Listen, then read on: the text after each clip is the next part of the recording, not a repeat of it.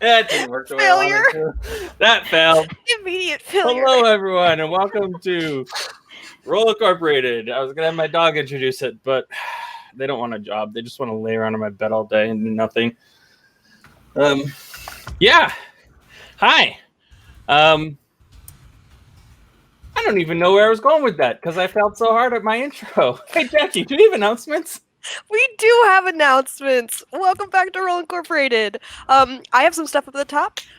Just some reminders. We here at the Dice Cult would love to have your support. If you have a Twitch Prime account, you can subscribe for free once a month, but you do need to re-up that every month. We'd be super happy if you would choose us to support, though it is a global pandemic, so we totally understand if things are tight right now. As always, we are very much looking forward to interacting with you over Twitter and in chat down below. So if you'd like, if you have any questions or things that didn't get answered in last time's Q&A, come on over to @_ROLLINC to ask us questions, hang out. We'll respond. We'll be friends. It'll be fun. Or if you've missed any of the episodes, you have time to go catch up over on our YouTube page on the Dice Cult. We have a Roll Incorporated playlist where you can watch everything back from the beginning. You guys are also... I almost forgot to do this one. I was so excited to do the Smash. Is that at the end of tonight's episode, you guys are going to have another chance to give out a portent dice to one of us. So be on the lookout for a favorite moment and character scene to give out at the end. So is it called portent dice though? Is it? I have one, so I hope so. Inspiration. Oh no! I still refuse to say it. I refuse.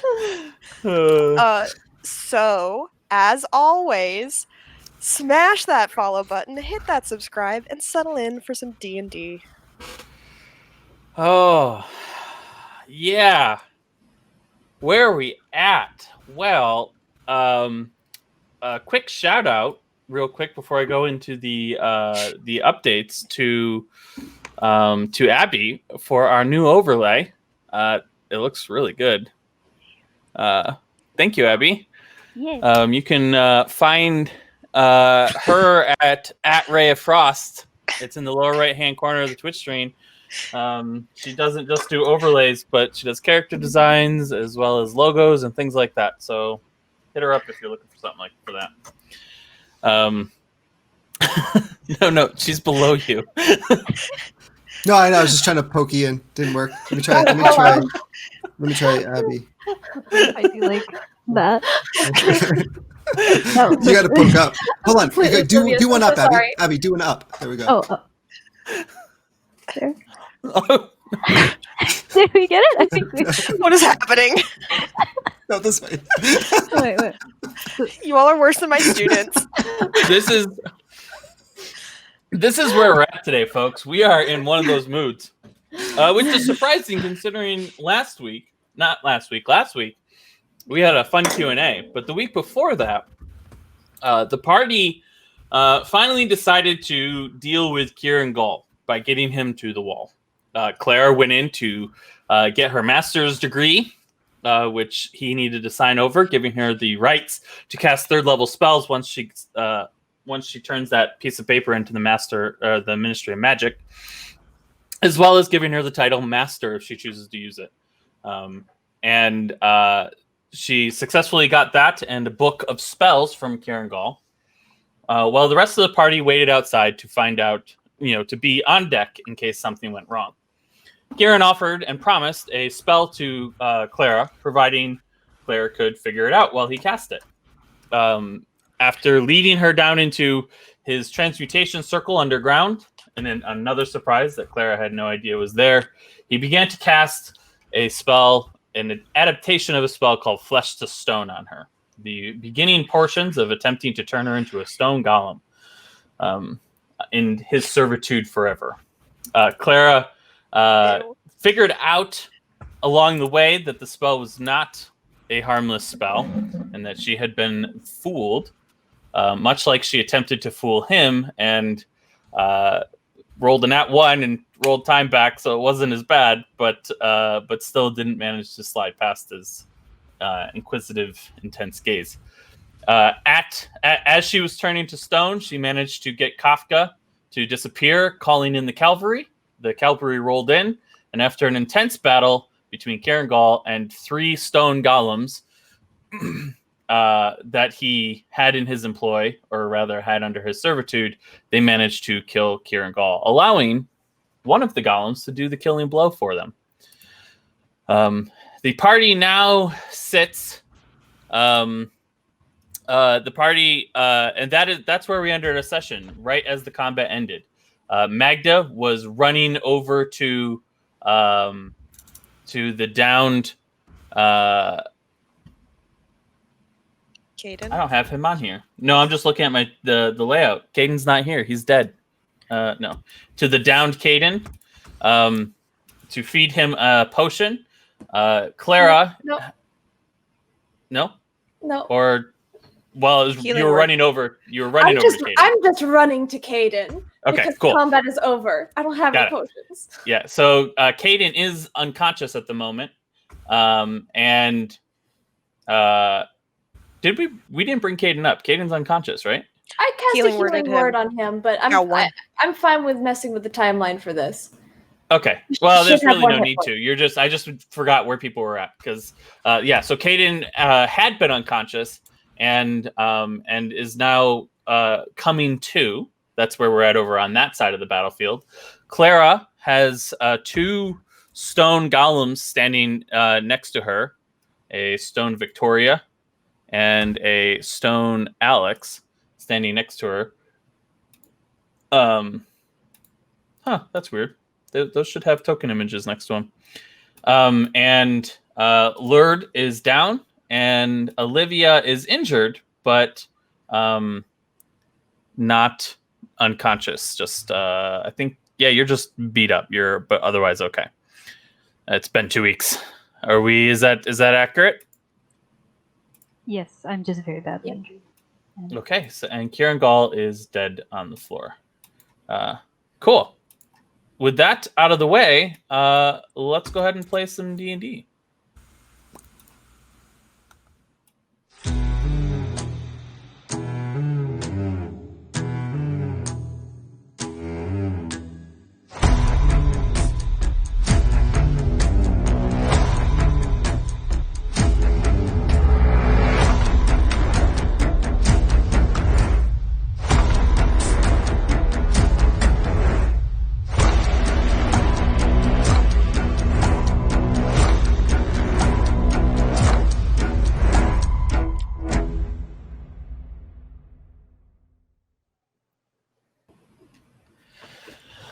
And we are back. We had some interesting sound issues prior to the stream starting, so I'm so sorry. we're not muting ourselves while we're off. Normally we're muted. We decided not to do that this time, and it's a little hard to remember. Okay, so why is Kieran not looking like he's dead? He should have a dead marker on him. Like, there we go. There we go. I want the dead marker on him. Okay. Let's set the scene here. Caden. A little while back, about 15, 20 seconds ago, you did something. You pulled from your blade an energy and you threw it at Kirangol and went to attack. And as you went to attack him, one of the stone golems got in your way. And as they interposed themselves between you and their master, you tried to get around them, but they turned on you, punching you once in the sternum. You felt some of your ribs crack and an old injury flare up, and the other fist came around and you went to try to dodge it and were unable to completely do so. As it scraped along your face, you felt a small fracture, maybe a tooth grow loose, and that's a weird thought to cross your mind as you're collapsing on the ground, falling back unconscious. And as you're falling back, your body slams into the ground, and as it does so, your eyes snap open, and there is a man standing over you, half orc, with light green skin, tattoos going from his waist all the way up, probably down below his breeches, muscles bulging as he had just taken your vest and just slammed you onto the ground. You have a dagger in your hand, and there's a man standing off to the back behind this, yelling at you to get up, get up. If you can't beat him when you have a dagger, how are you going to ever beat anybody without one? And you have just been slammed to the ground. What would you like to do? I'm going to try to roll backwards and try to get out from underneath of this person.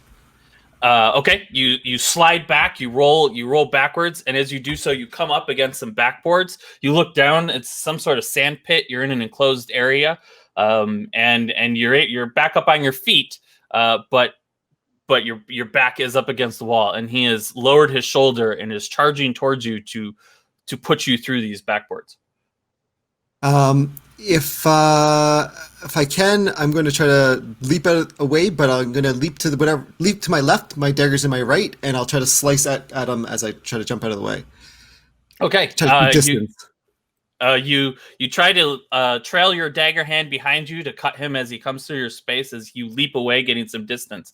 But as you leap away, he catches your arm and uses your momentum to do a whirlwind and slams you back into the backboards.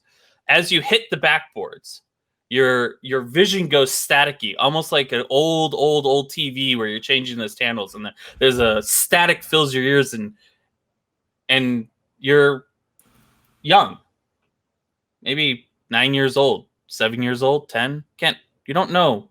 You look around, and your external memory is looking around, but at the moment you're just in a tree, reaching up for a tiny little tabby cat, a kitten that's on a branch above you, and you hear a melodic voice below you, telling you, almost singing to you, but telling you to be careful. Don't fall. What are you doing? Stop. I'm going to smile at the voice, but I'm going to take a few more climbs up to try to get to this cat. Okay. As you reach up towards the cat, the oak tree beneath you, one of the leaves gets underneath your feet and you slip, and you begin to tumble backwards off the branch. And you begin to fall 20 feet down out of this tree towards the ground. And as you fall, as you go through the air, and your mind both has a flight and fight reaction, panic, as you whirl your arms, you find yourself flying through the air as he has thrown you all the way across the arena. You are spinning, cartwheeling. You feel one of your ankles start to twist below you because you can't get up. He is just absolutely manhandling you, and he laughs, and you hear the voice in the back yelling, "Get up, get up. If you can sneak away, if you can hide, if you can run, how come you can't fight? Are you worth nothing? Should we just kill you?" And he begins to charge towards you in a low wrestler pose. What are you going to do? He keeps yelling, "Get up, get up, get up." Up is what I'm going to do. I'm going to run straight for this guy. If I can, when he comes from, I'm going to try to slide under his grip and get around and try to climb up onto his back, basically, to stab him if I can, from try to climb up onto him and maybe chokehold or something onto his back. You are able to do so. You swing around and you get up on a chokehold. And as you do so, you are now hanging on his back. Your arm is around his neck, and you're getting a chokehold, and you plunge the dagger into his shoulder, finally drawing blood on him. And doesn't seem to hurt him as much as you'd like it to have hurt him. He seems to just be in this frenzy of rage, and he reaches over his shoulder to you and just takes you and grabs your arm and begins to pull your arm off from around his neck. And as he does so, he takes you and does a judo throw and flings you on the ground. And as your back just slams into the ground, he then does a elbow drop and lands right in your stomach. And as he does so, you feel something in your lower back just snap. And as you're laying there on the ground, as you slam into the ground, your mother, you know it's your mother because you can hear her singing, is stroking your hair and singing to you a song that you don't quite remember the lyrics to. You could hum it, but you don't know what she's saying. But her voice is what brings you back. You have scratches all up and down your arms, and your left arm is at a weird angle. And she takes it as she's singing to you softly, gently, and pulls it straight. And it hurts, but the sound of her voice just eases that pain, just flows it away. And she's just gently singing to you and stroking your face. And as she does so, as she sings a little bit louder, and the cadence changes, and her hands begin to glow as she strokes your face, and your arm heals a little bit, the scratches close up, and you close your eyes as you hear this singing, and you smell the blood, and you smell the fire that's going on in the room, and you open your eyes as Magda slides across the floor to you, and you're back in the room. Kaden, are you all right? I'm just gonna hold him. As Magda grabs onto me, does Magda look injured? She Magda, is dispirited. Yes. So she's covered in little scrapes and slight burns from the magic missiles. thinking of this image of Caden's mother over him, could I have seen her face? You don't remember her face. All you remember is the sound of her voice. But I remember the healing, this hands. And as I'm lying there and Magda's coming up, I'll reach up and I'll touch the side of Magda's face, and I'm going to transfer 5 points of healing from my Aasimar healing hands ability, kind of for the first time. Not even just thinking, not even just like muscle memory from like suddenly seeing that. I'm going to use it to heal. And then his arm just kind of drops back down onto the ground as he kind of... Do you sing like your mother did when you do that? No, no singing, although her voice is ringing in his head, but it's almost like it's fading quickly. No singing from Caden. Throat feels, jaw barely can move. Like there's this ache and this wound that he has, this stone fist that got into the back of his jaw and the back of his head, just barely moving. Kind of opens his eyes and is everyone okay? Still kicking. I'm just gonna tuck him close to me for a moment and sit there on the floor. As you're sitting there on the floor, Clara, you have in your hand that a ring that was just put in your hand. Around your neck is a large gem, a black large gem. The room is on fire. You're close to the flames because it's over in the corner. You can feel the heat as the smoke is beginning to fill the room. And you're not certain whether or not it's hard to breathe because of the smoke or just hard to breathe in here because of what you just went through. You're dispirited, out of energy, I think. I am dispirited. Yeah, I got punched in the face by a golem. Yeah, you're dispirited, and these 2 golems are standing over you, unmoving, unfeeling, like they're stone. They don't have expressions on their face other than one has a angry expression that is etched into their face, and one has a laughing like expression etched in their face. And as you're sitting here on the ground, kneeling over the body of Kieran Gall with this ring in your hand, Olivia, You are standing next to the body of Lurd. He has a potion in his clutching in his hand, and Kieran Gall is just adjacent to you, having been killed by Victoria. That's where they actually are. Killed by Victoria before you handed the ring off to Clara. What are you guys doing? Olivia's just gonna make eye contact with Clara. You okay? Physically. Clara's like kind of looking down at herself, like holding this ring, and she's covered in blood, but she looks back up at Olivia and says, I don't think most of this is mine. Okay. Then Olivia's gonna quickly go to Herd and feed him the potion. You look down at Lurd, and that's okay. They look the same. Yeah. And you feed him the potion, and he is now at 1 hit point. Actually, no, he has no fighting spirit. He gets the whole thing. While Olivia's doing that, Magda is going to kind of like sit up Caden for a moment and then still on her hands and knees just like go over and grab Clara and just pull her down into a hug and squish her between herself and squish Clara between herself and Caden and just like are you okay? Gently. Sorry. Ask me later? Yeah, ask me later. Do you want me to do something about the fire? For now, sure. Yeah.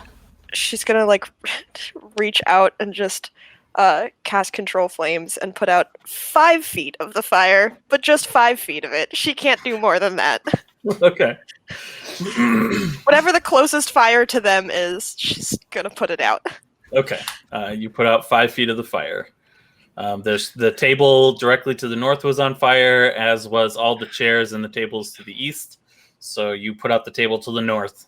It is no longer burning.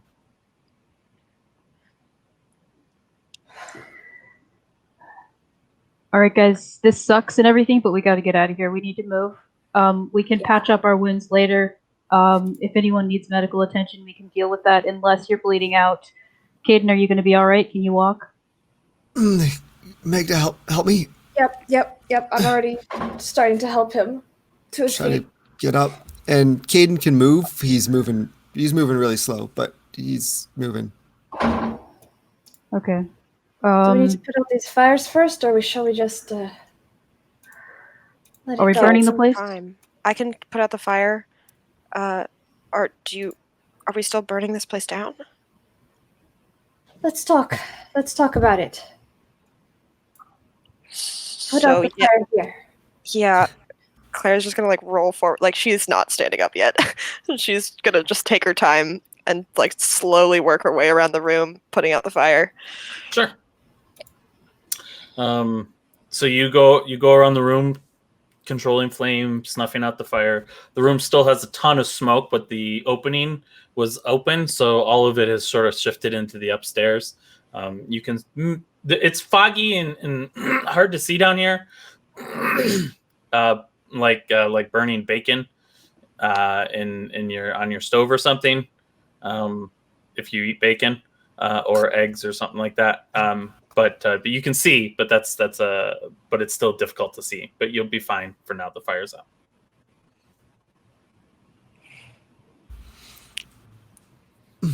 What about those two? I'm going to point at the golems there.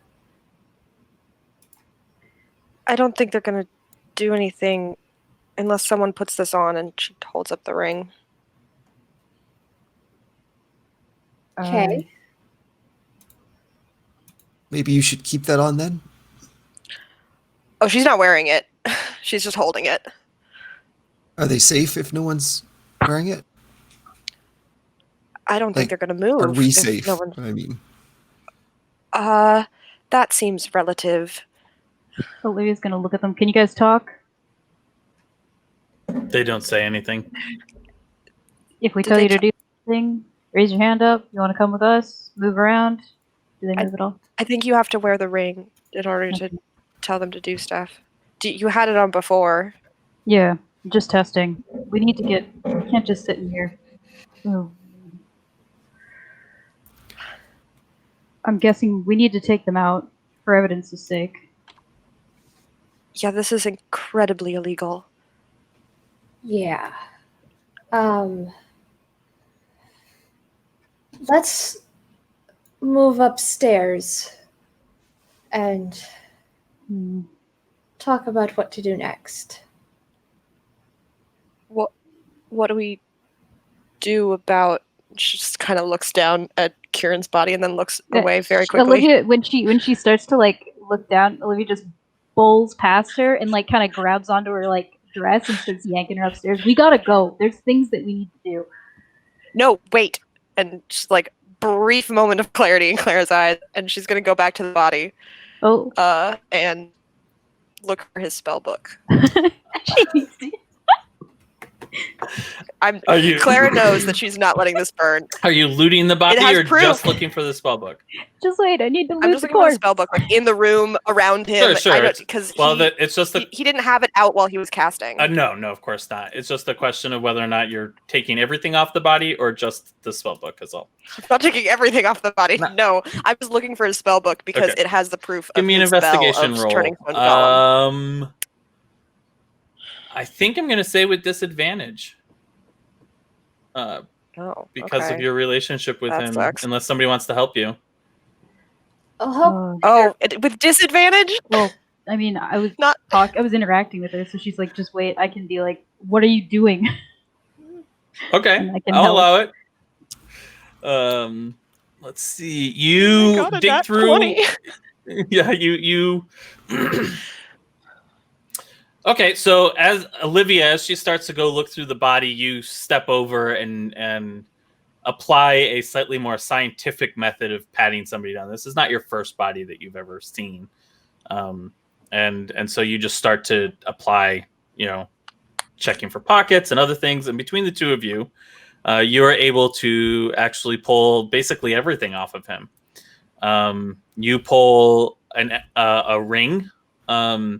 Off of him that you had seen him cast a spell out of earlier. Let's see. Where is it? I had a whole thing. Oh, that's in that folder. That's where it is. Come on, open. I had a whole thing, but it's not opening because of the reset. It's Yeah.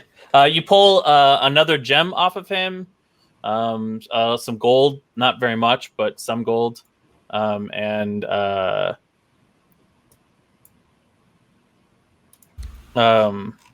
Yeah. I'm just gonna say for now because I don't want to Yeah. misspeak. You pull everything off of him, and then I'm going to get into the folder that I wrote all of what he had down. And I'll tell you in a little bit. But you just basically, between the two of you, just scoop everything into your hands, and so you have it, and then you're ready to go upstairs. okay. Magda, did you see anything come from down the hall? Are we safe down here at the moment? Is there anything else we need to be careful of? I will make sure he's like standing okay, and then I will just duck down the hallway and take a peek and see if there's anything down there. As you duck down the hallway, you see that there's nothing. There's 4 cells down there, all of them with the doors closed. 2 that look like they were built to keep animals, and 2 that look like they're built to keep people. Doesn't appear to be anybody in there, and they don't look like they've been used in quite some time. Okay, go back to Caden. I think we're all right for right now. There's nothing over there. Let's get you upstairs and sit down. Okay. I'll start trying to. Is it stairs or ladder? I can't remember. It's a ladder. Ladder. Could use a little bit of help.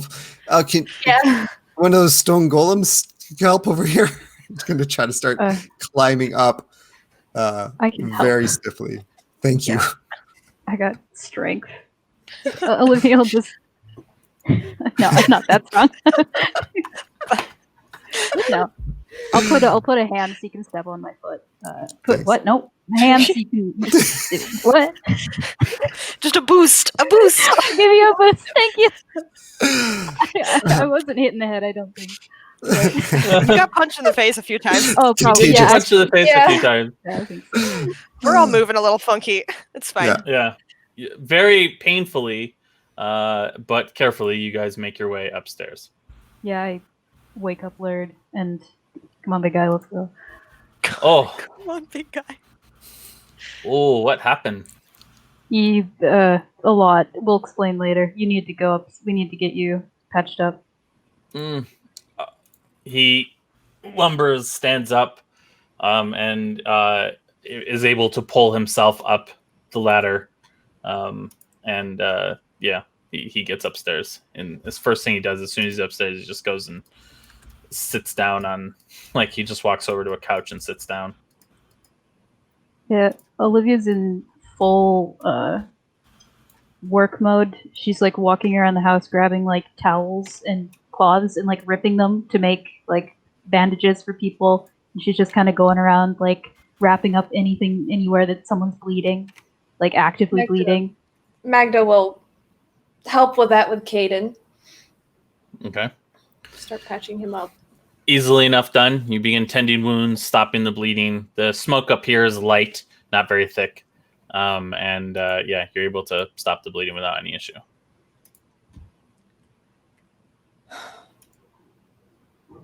What? Clara wanders away into the main room. Yeah, she's just kind of walking, Uh, limping slightly. Why did Kieran come up with us? I did grab the wrong body. Grabbed the wrong body. Nobody dragged him up? I thought somebody dragged him up. Was I No, wrong on we're that? not touching his body. Oh, all He right. can stay. He can stay. I just wanted his book, not his body. My When you bad. said we grabbed everything, we grabbed. Yeah.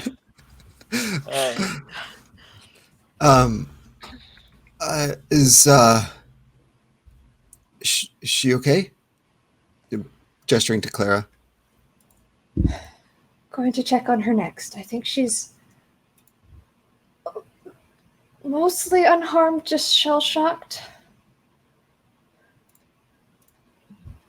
Okay. What do we need from in here? And are we lighting this place up? Light it up. What to do next? What to do next? Well,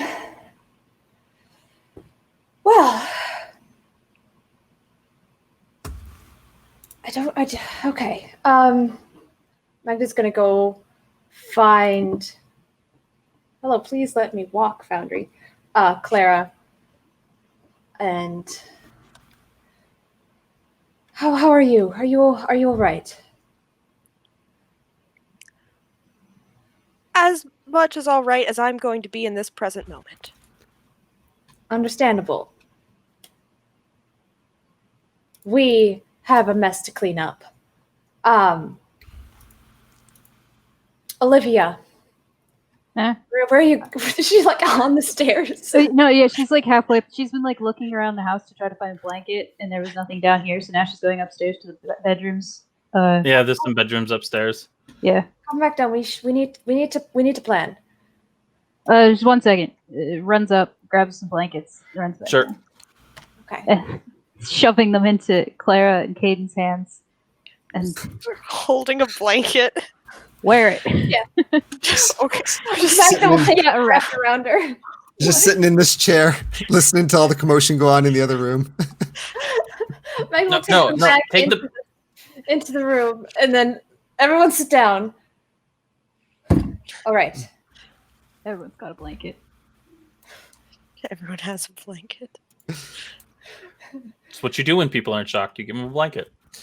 Magda's Lord, just one- carrying hers. She's got things to think about.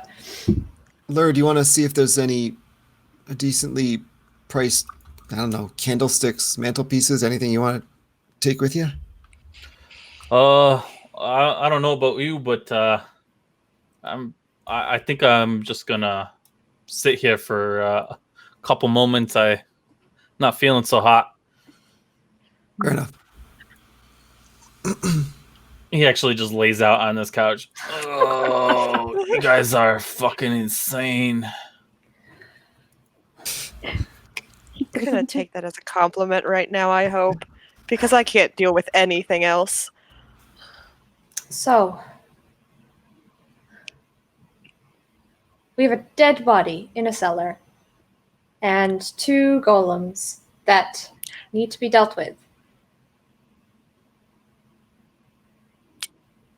Yes. I think. Sorry.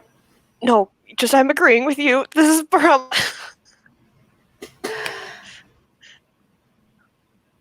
Our old plan still stands. We light the house on fire, we let the mansion collapse, and the body is lost in the chaos. Hmm. There's People a definitely medical saw us come in. accident. So, addendum. We have 2 illegally created stone golems that should really be turned back into people. I don't know how to do that. But it is very much proof that Kieran did it. We could just take that to the ministry. Yeah. They can fix the golems and turn them back into people. And Kieran's name goes down as a fucking criminal. I'm pretty sure the Watch would have a field day in here. There's probably so many magical experiments that you guys have started that you didn't fully sanction. But that's a problem, right? We don't want them to have the Right. circle. The entire point was destroying the circle. We could still light the house on fire. That's fine. I just want to bring proof to the ministry. You can blow this place up. That's I fine. see. So, light the house on fire. Take our evidence to the ministry and tell them I mean, it was destroyed and that the house was lit on fire in the chaos. they already kind of think he was an idiot. So I don't know how much it's going to be to say. We showed the math of an experiment that they did not to the approve Ministry of. of Magic. You showed it Oh, to... who were those wizards then? No, that was from the Watch. Watch wizards. Oh, the Watch wizards. We could take it to the Watch too. I don't care. Yeah, so just as a point of order, you know, or Olivia knows, that if this came to the Watch, it's immediately going over to the Ministry of Magic. Like, that's where all of this is, like, so illegal that this is like taking something to the police and going, yeah, we found a serial killer, and they're like, FBI. You know, that's what this would be as effectively. And you also know that with something like this, with like turning people into stone golems, time magic, experimentations, like there's no way you are not scooped up in an investigation like this. And look, the place did light up in the chaos. We just don't need to tell them we put it out. Yeah. True enough. I don't know how good their investigators are. We just make sure we start the fire down there again. When There is going to be a collapsing magic mansion, which will eliminate many things. Yes. when I had the ring on, the golems could sort of talk pretty coherently. I assume if the ministry researches it, they can be witnesses to this, that he is responsible and that we were just trying to save people. About that. I think. Okay. No, I just want to make sure you have all the information. Okay. Olivia, as you had that ring on, one thing that you noticed was that they would do whatever you told them to do. Which means that were you to command them to tell the truth? They were. Okay. Yeah. We can just tell them to tell the ministry everything, the whole truth about Kieran and what he did.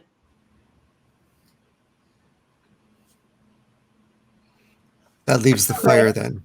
That They leaves just the watched fire. us put out the fire. Well, the fire was created in us trying to defend ourselves. And we had to run. Yes. And I mean, they saw us put out a fire. So maybe we tried to put it out, but it caught again. I don't know. But Just don't set a fire in that room. Just set it elsewhere where they can't see. yeah. That'll have to do. Yes. So, all right. Someone needs Wait. to go. Are we telling them that we murdered Kieran? No, we didn't. He did. She did. One of the golems did. Okay. But Yeah. they do what you said. She's going to say that you ordered it. Should also say that they asked for it too. Yeah.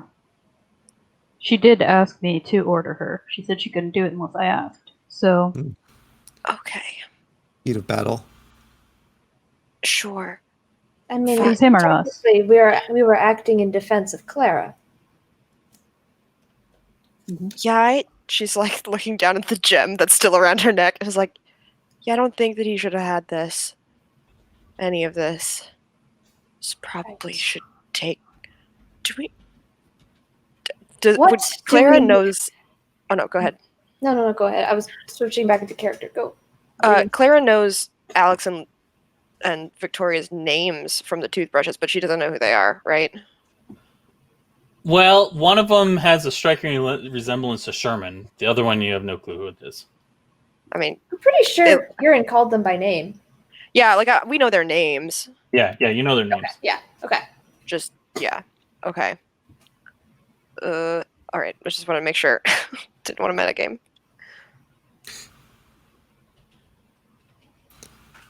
All right. I'll take the ring. I'll go get the golems. We should think about what we need from the house. Do you, Claire, need anything from the house? Anything of yours, anything of his. I don't know that I want anything of his, except for that book to give the ministry. I'll go upstairs. I'll check. And Okay. she'll like start up the stairs. Did she Okay. give Magda the ring, or did she? Yes, did she's like go she ahead? handed you the ring. As soon as she Okay. could get the ring out of her hands, it's in Magnus. Okay. Magda She does will. not want that. That's fair. Go ahead. Okay, so is this something everyone's doing? Claire's heading upstairs to just sort of start looking around. Is everybody starting to look through the house and just see what's here sort of way? Yeah. Yeah, some intention on Caden to find either.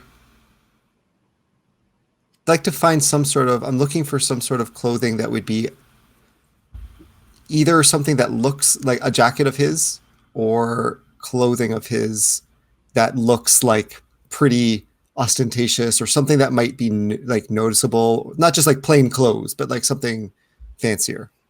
As you start to look around, you realize that he has an entire travel bag that he was packing to take to the wall sitting next to the front door. That's perfect. Caden. Everything that he would need for a week or two of travel. So Perfect. Caden will pick up the bag. it's a little heavy for you, but not so much. Like he was going to carry it, so you can carry it. Oh shit, my daggers too. I forgot my. Caden will also go down and go collect his daggers from. Magda's Totally. putting Totally on the forgot. ring and going downstairs. Okay. So you put the ring on, and as soon as you put the ring on, you immediately know where these two golems are. Like you just have they're in your peripheral vision,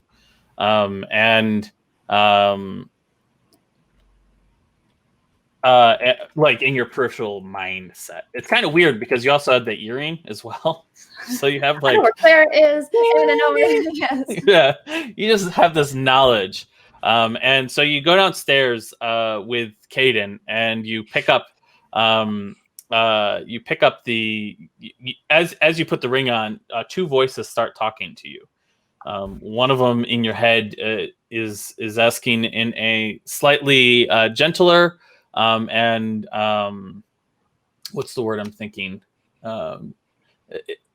It has a feeling of steel underneath the voice, but at the same time, it's not an aggressive voice. The person who's speaking has a backbone, but they're not, they're not like, sort of way. And so there's like, is this Olivia, the one before? Who?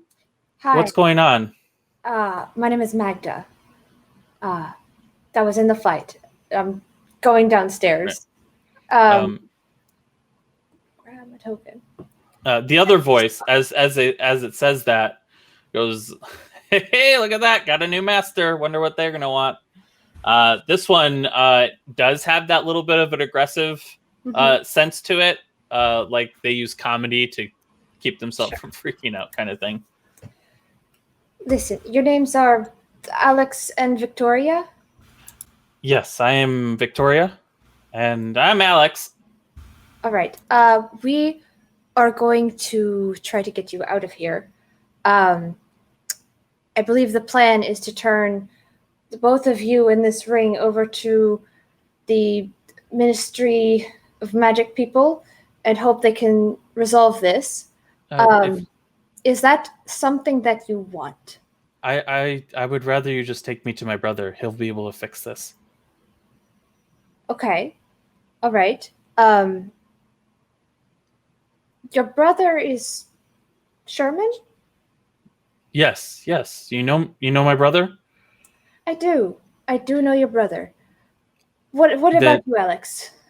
Nah, I'll just go wherever she goes. Okay. I'm actually not 100% certain I want to not be stoned yet. I'm hoping I could try a couple things. But if you're not like commanding us like he did, dickhead over here. Let's get to that.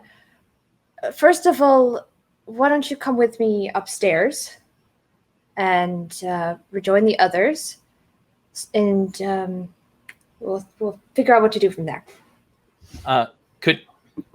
Do you intend to, as you move towards the stairs, they start following you, and one of the voices in your head, do you intend to, if you intend to turn us over, could you just give us a command to allow us to move freely? Oh, of course, you can move freely. Thank you. And they start heading up the stairs. Okay.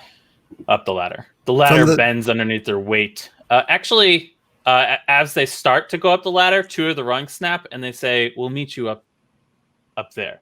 And they walk back over to the picture. They walk down the alley, the little opening, and there's a picture of Kieran Gall on the wall. And then they put their hand in it and just pull the picture out, and it just extends, and they step through it. And then upstairs in the living room, Clara, you see another picture of Kieran Gall on the wall, just whoop, widen out, and they just step out into the upstairs. You're muted. Just ready, terrified for a brief moment. This is too much. Just like, oh, geez, don't do that. Like, looks at Caden for a really long moment, and then just like goes back to the ladder. Caden, I'm gonna say Caden never made it down the stairs yet, and seeing the rungs down the ladder, seeing the rungs go, he's kind of looking down, like leaning against the wall with one hand, just like, Magda, can you grab my daggers, please? Can you just pass them up? They should be on the floor down there somewhere. Give me a perception check. Perception check? Okay. Can it be? Or investigation. Yay. All three are down there. Okay.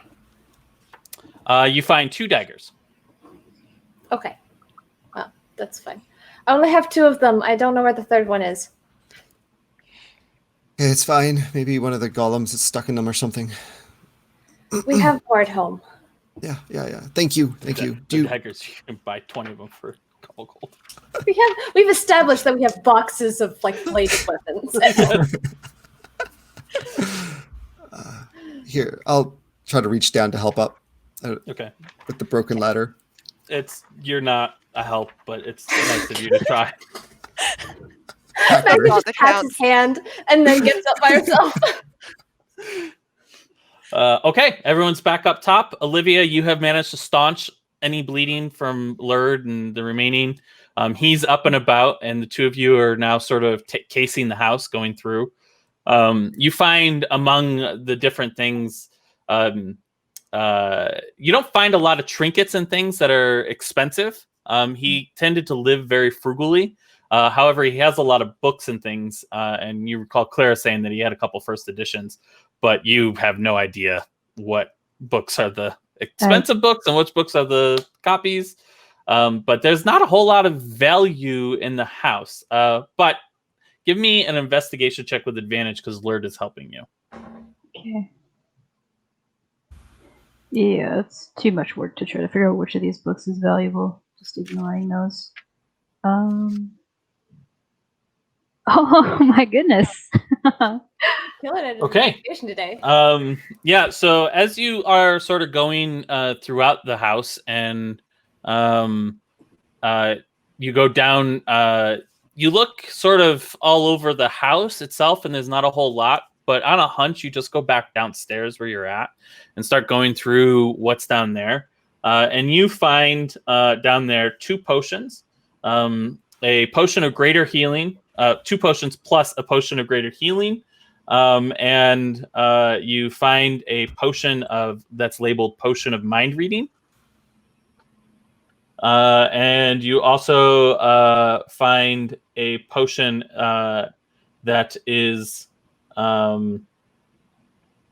labeled potion of invisibility. Okay. So the 2 potions that you talked about are those 2 other potions, or are those the mind reading and invisibility? Those are the mind reading and invisibility, and you find a potion of greater healing. So you find 3 total potions. And you also, well, you don't know this. You also find a ornately designed, but tiny little chest. It's about the size of well, you're Canadian. Do you have quarters in Canada? Yes. Okay. It's about the size of a quarter. Yep. And it actually opens and closes, but it maybe may not platinum. Maybe might be worth 10 gold. Nothing maybe inside? 15. Nothing inside. Okay. Pop that in my bag too. Yeah. I basically searched the place like you'd search in like a crime scene and did like each Yep. room. Like, You're confident that you have, between that search and the search of Gull's body, you're confident you've got everything that there is in this place. Right, Magda's gonna go and herd everyone back together. As she's going through the house, she is going to keep an eye out for the most flammable locations in this house. Yeah, the whole house is probably pretty flammable. Books and papers everywhere. She's just marking some spots Okay. mentally. And a little bit of fire there. And a little... Okay. All right. So Uh, once we're all gathered together, the golems included. Okay. Do you take an inventory of the stuff you took off of Gull, or is it just sitting off to the side at the moment? I could look through that later. Cool. So you're all sitting. Lurd joins you in the living room. Okay. The I 2 just- golems join you in the living room. Okay. Victoria has requested that we take them to Sherman instead of the watch.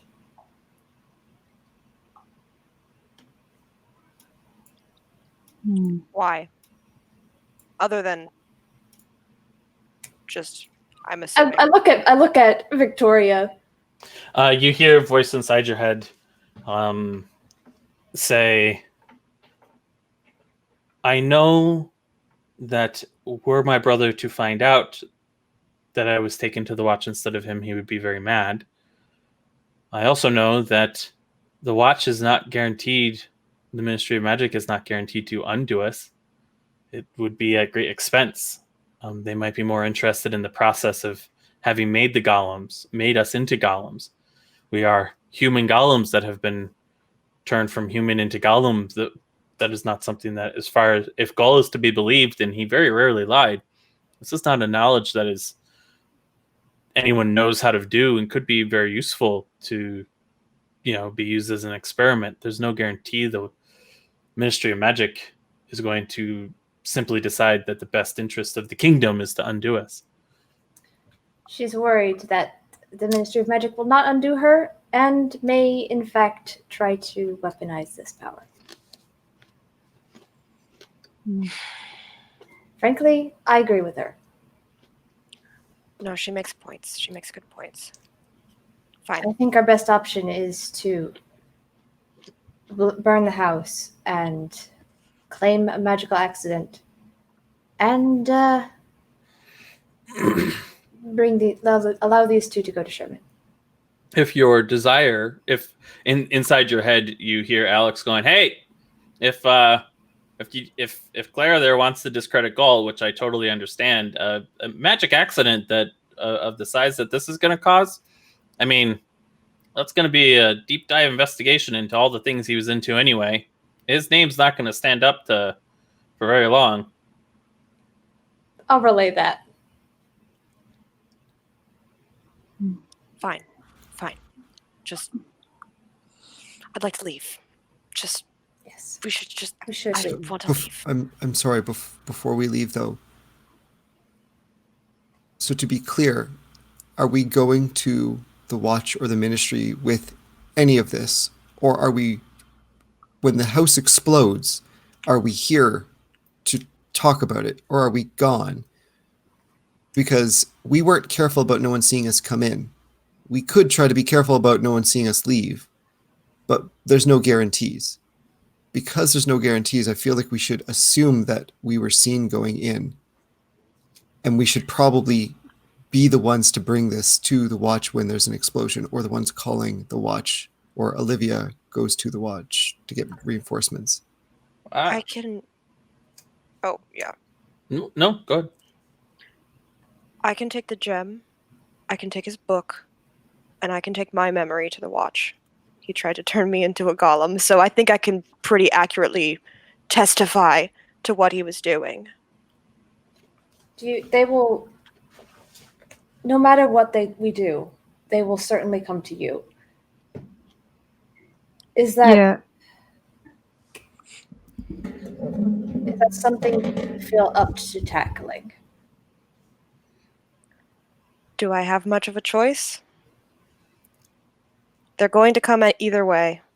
It's And true. coming late with vastly illegal magic that was acted upon me and a murder, justified or not, is still going to look a little weird if I don't go to them.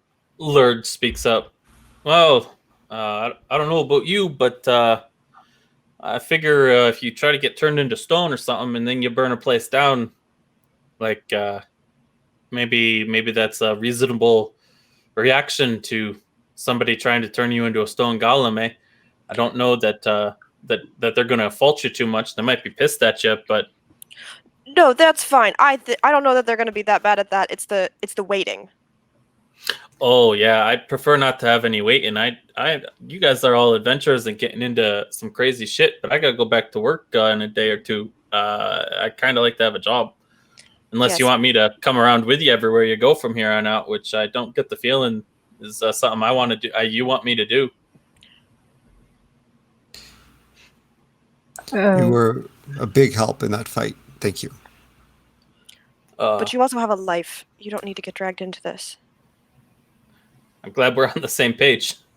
There's a back entrance. Like there's a back entrance to the house. Right. So you can go out that way. People noticed us come in. He's a big guy. He needs to come with us, but it's not something that I agree with what he was saying. Like we can just come to the Watch, say that they tried to turn you into something, and not mention the other two golems. He didn't get to them yet. We just give those to Sherman and the Rook. That's gone, and then this section is just this thing that happened tonight, not the things that happened in the past. Someone Lurd- needs to take the golems to Sherman. And they We can do shouldn't be that. seen. That is the only issue. One of you goes with the golems to Sherman. We can stay behind to talk to the Watch, or I can stay behind to talk to the Watch. In your head, Magda, Mhm. Victoria speaks up and says, well, if you're looking to deflect off of yourself, I'm pretty certain that if you bring Sherman here, this place won't be standing when he leaves. that's what Caden was going to suggest too. Is we could Bring- Sherman, we could get them here, and yeah, just I mean, if we can wait, can we hold off on burning this place down another hour? We could get Sherman here. I'm sure he's got people who could get these golems out quietly. Yes. Means of sending him a message, Clara. She snaps her fingers. Kafka.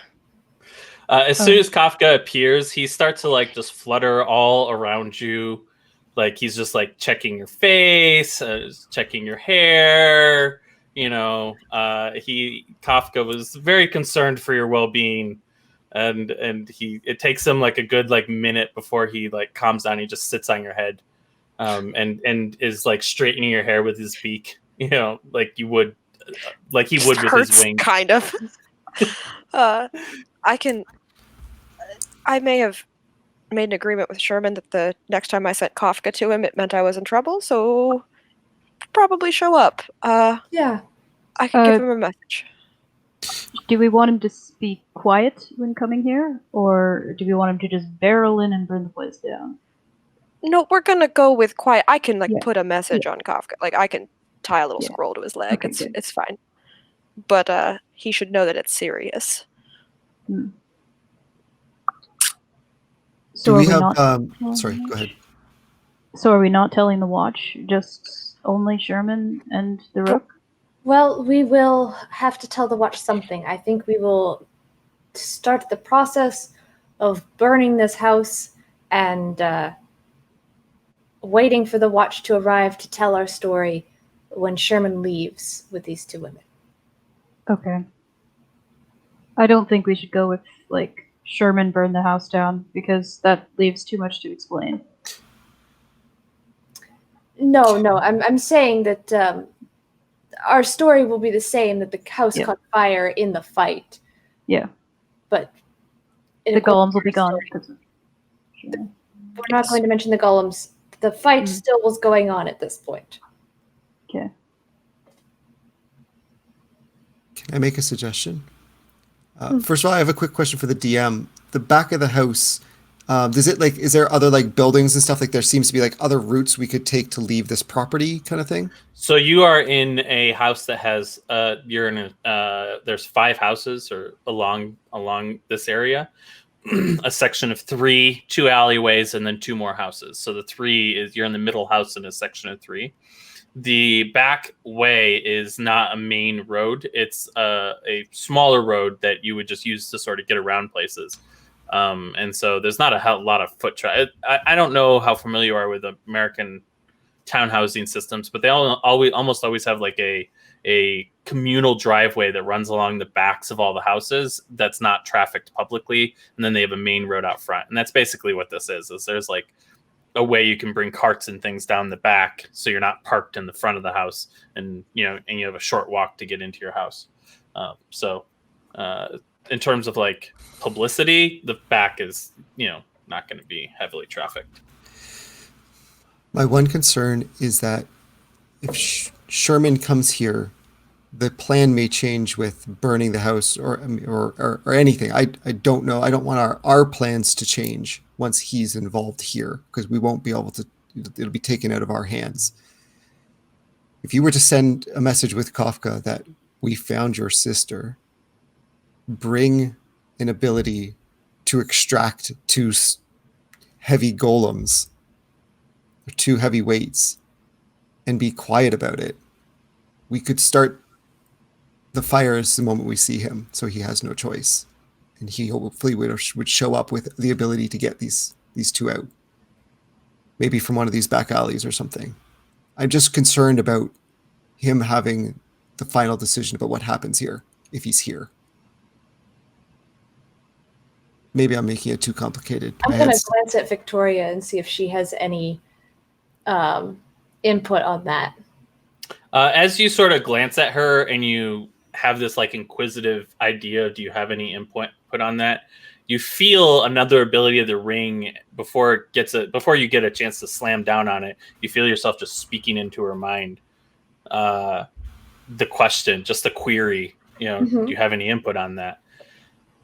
Well, I haven't seen Her voice is starting to crack a little bit, almost like just like she's having a hard time holding it together. I haven't seen him in quite some time, but if he's the same Sherman that I knew then he has not stopped looking for me, and his first priority will be my safety. If you put in the note,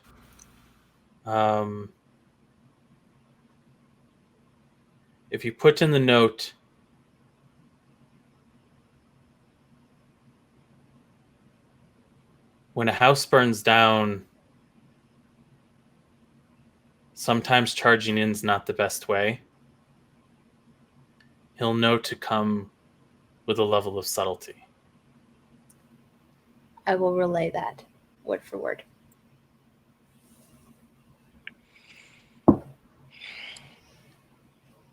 But Yes.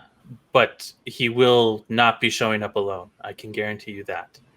And yes, your As long friend as he's here quiet about it. is correct that as soon as he gets here, this will become the problem of the mob. And frankly, all of it could just disappear and never go to the Ministry of Magic if you leave it to the mob. Maybe, if Sherman wants. Otherwise, he'll make a big public spectacle of it, like he did when my mother died. It's really, if you turn it over to the mob, they have connections and they could make it disappear.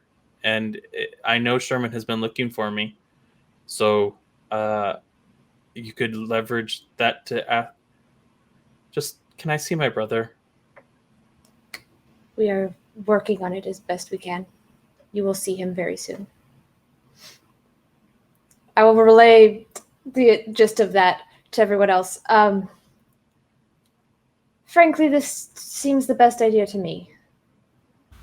The less... I could use some points with both Sherman and the Rook. So that you could. Clara? Do you want the mob to handle this? Yeah. And this just goes away. At the very least, I think it's safe to say that none of the four of us need be involved anymore. I think you should have the final decision, though, Clara. Do you want him put down in the history books? Doing what he did? I want people to spit on his name. There's no guarantee that that won't still happen. We can have a conversation with Sherman about it. I can make sure that still There is happens. going to be, sorry. I can make sure that still happens. Do you promise? Yeah, I promise. Okay. Then I'll write to Sherman. Okay. Just gonna write the message about houses burning, subtlety in the back. Found your sister. XOXO. Okay. Not that. I was gonna say, do you actually put XOXO? No, I do not. Kafka flies off.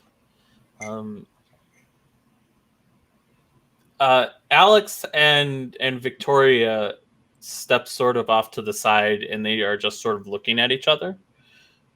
And they just stand there looking at each other. Occasionally, one of them will move their arms like they're like expressing like something, but there's no, the rest of you, what do you do while you wait for Sherman to show up?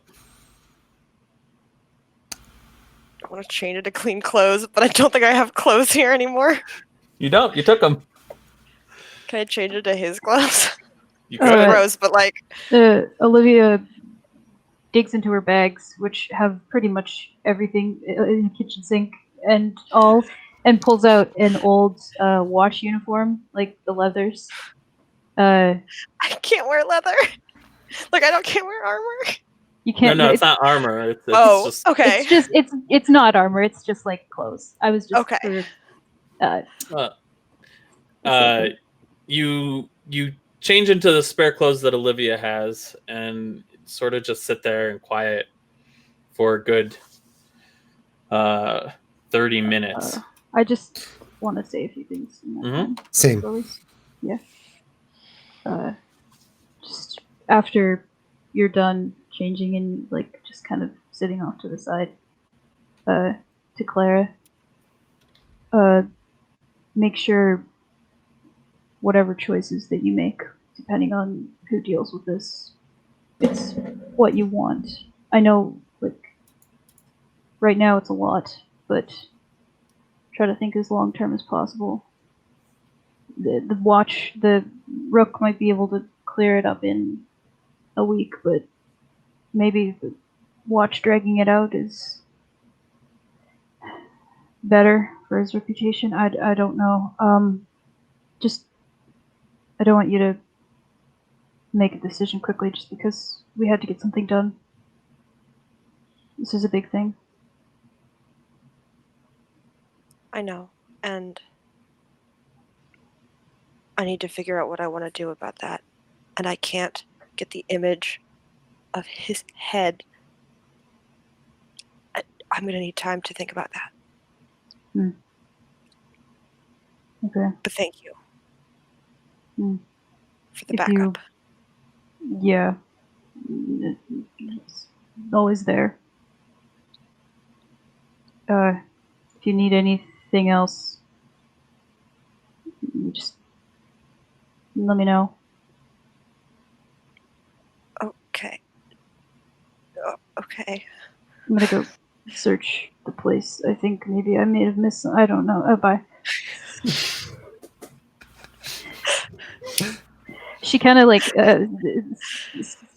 walks around a little bit and then ends up back in the room with Clara and then just kind of sits off to the side and like cleaning her sword, but just in the room, just glancing awkwardly up every once in a while to make sure that she's still like alive and okay.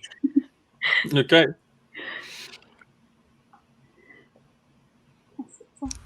Caden's gonna walk up to Victoria and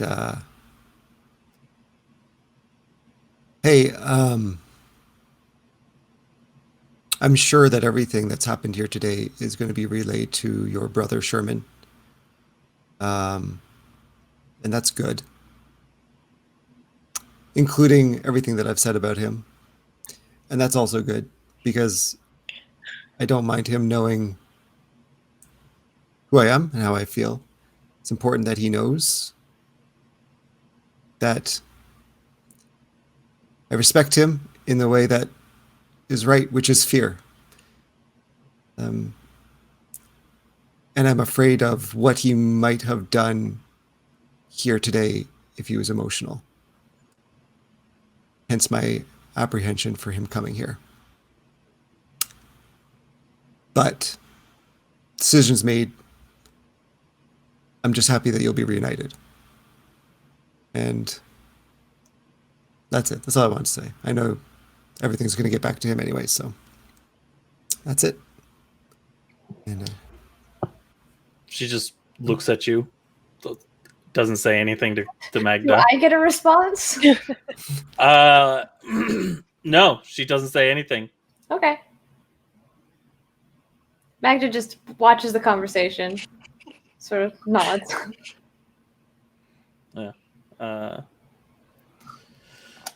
After you walk away, Olivia or Victoria turns back to Alex, and they continue whatever it is that they're doing.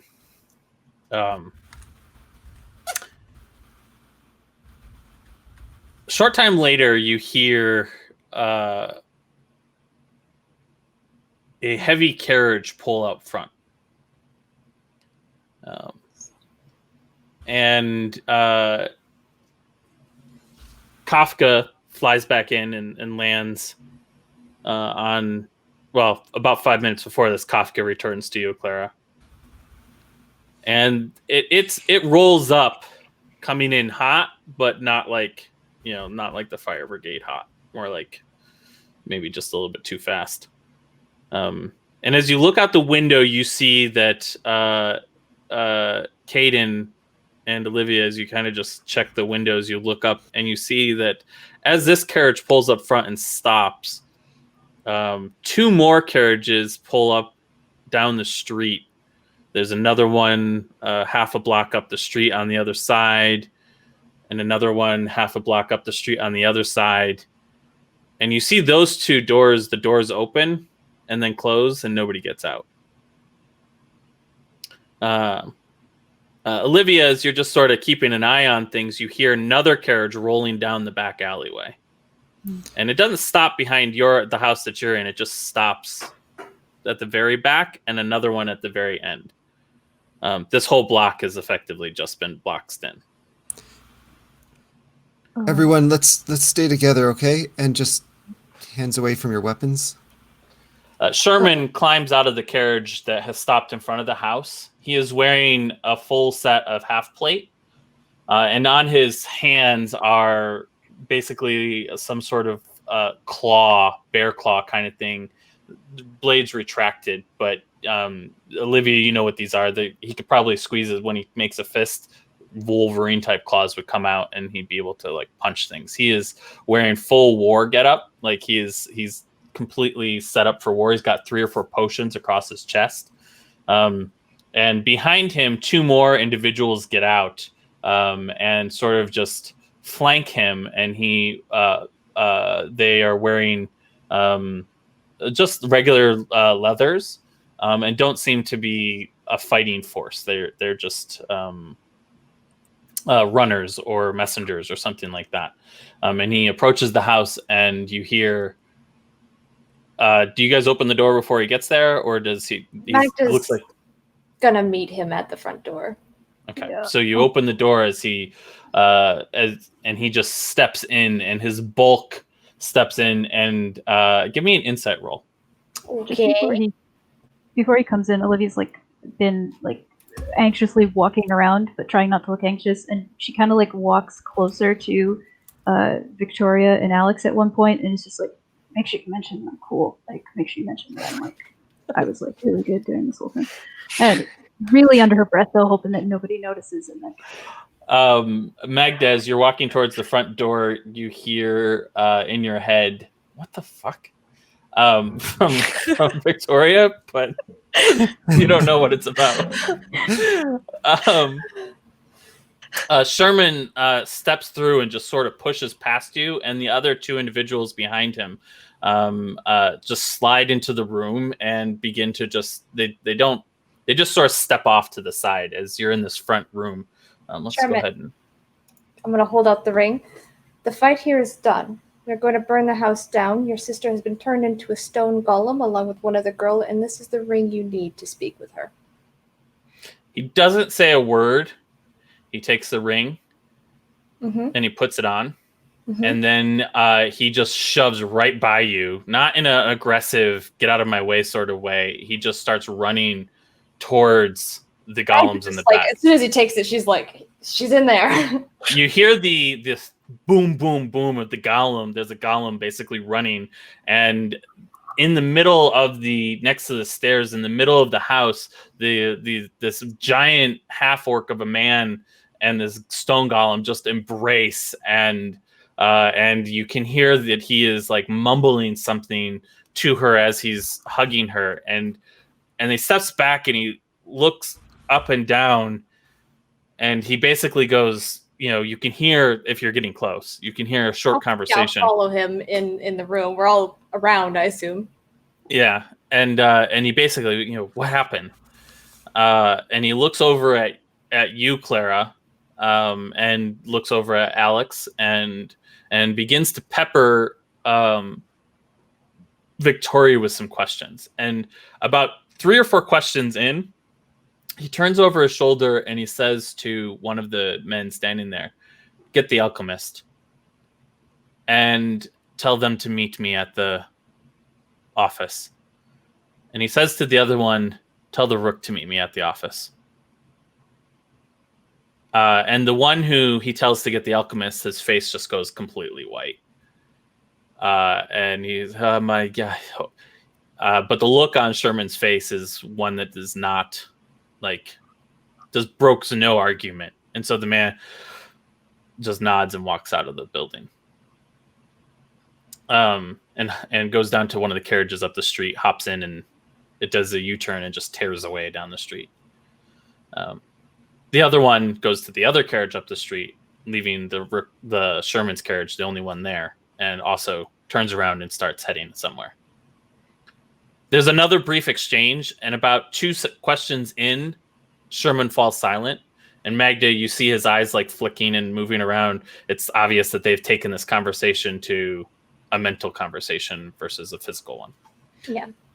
After about 2 minutes of this, 3 minutes of this, he turns to the rest of the party. Thank you. I owe you the greatest of debts. We're happy to sis- the two of you. My sister tells me that you wish to burn this place to the ground and see Kieran Call's name dragged through the mud. She also tells me that she killed Kieran Call.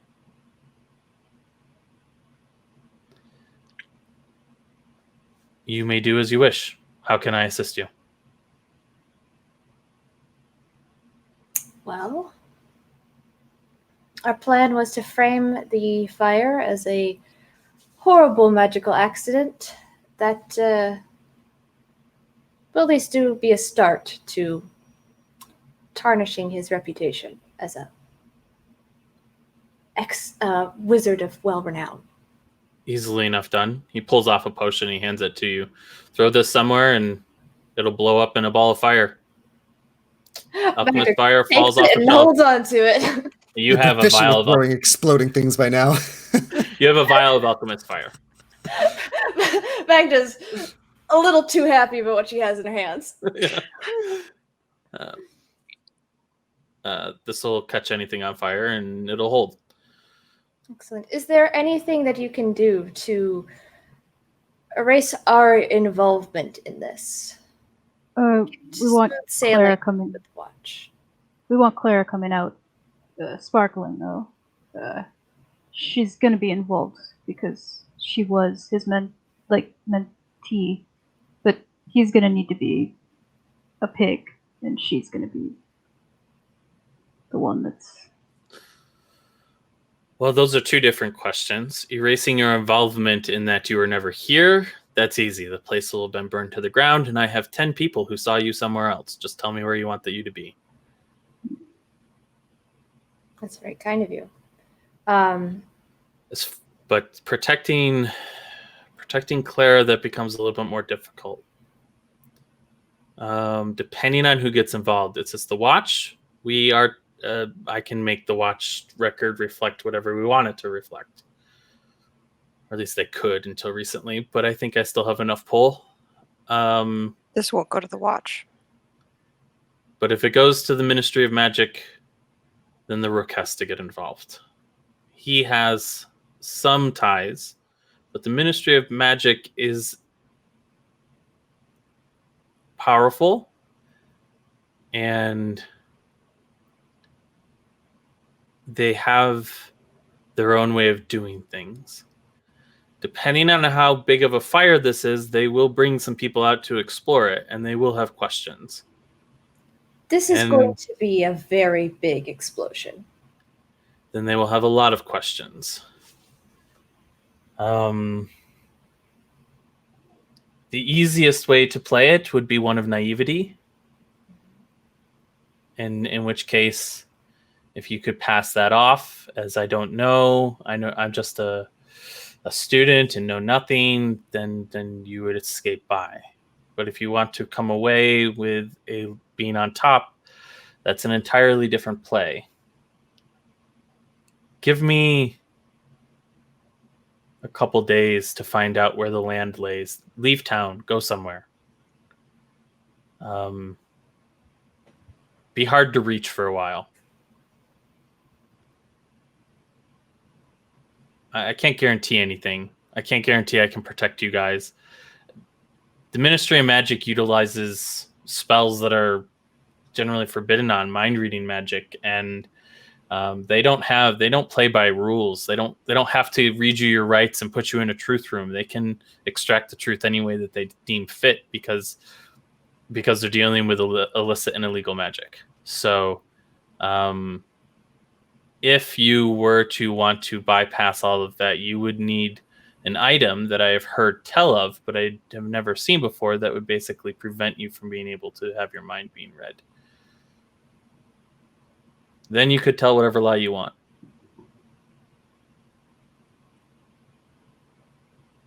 Now, this is magical fire you've given me. Is this going to cause problems if it is used here?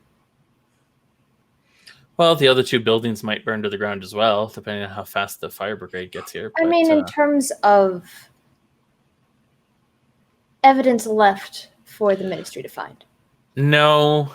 Depending on where you place it, it can look like a bottle of alchemist fire fall off of a high shelf. Interesting. All right. I mean, it's illegal to have, but you're not the one who had it. Kieran Gull is the one who had it. I mean, it's not necessarily whatever. Who cares at this point? Just be careful when you deal with the ministry. If you're not here, if you're nowhere near here, then they'll come looking for you at some point. If your story is that you went and told Gull, Gull was supposed to. If you can come up with if you can figure out that you were separated from him, that I don't know what you have in your arsenal. Like, I can lay the groundwork, but the Ministry of Magic is their own entity. They play by their own rules. Most people never have a reason to get involved with their investigation teams, but their investigation teams are absolutely brutal. Well, I think things are stacked in our favor right now. So, thank you for your assistance. We'll let you know if we need anything additional with escaping the eye of the ministry. Very well. He turns back to his sister, and they stand and they basically look at each other for another couple of minutes. And he turns back to you guys and he says, "We know somebody who can undo this. I know somebody who can undo this. And then we'll be leaving town. I'm going to find a place in the country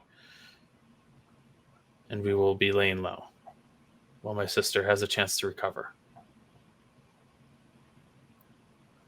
He glances over at you, Olivia. "If you need to reach me, contact Zed. You've met him. You know him as Olivia."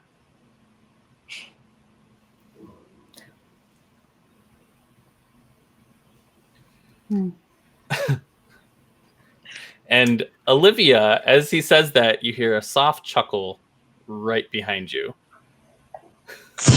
There's nobody there. No, I'm going for my sword and I'm pulling it out. Okay, all right. There's no more fighting tonight. What happens to the body? Gets destroyed, doesn't it? It's gonna burn up. We'll bring it up here so it's not underground when the house burns down, and it'll be burned up unless you want something else to happen to it. No. Is anything going to be left? Are they going to know he's dead? Probably not. Like, if you use that alchemist fire to start the house, there's not going to be much of a skeleton. They'll know there's a skeleton, but they won't know it's him. And if there's a magical explosion from something, then good girl. If there's a magical explosion Better from not have something, said that. he did. Oh God. As he says that, Sherman goes, "Zed." Sorry. And he appears behind you as he turns off his invisibility. Just drowning in the smoke that's pouring off of me.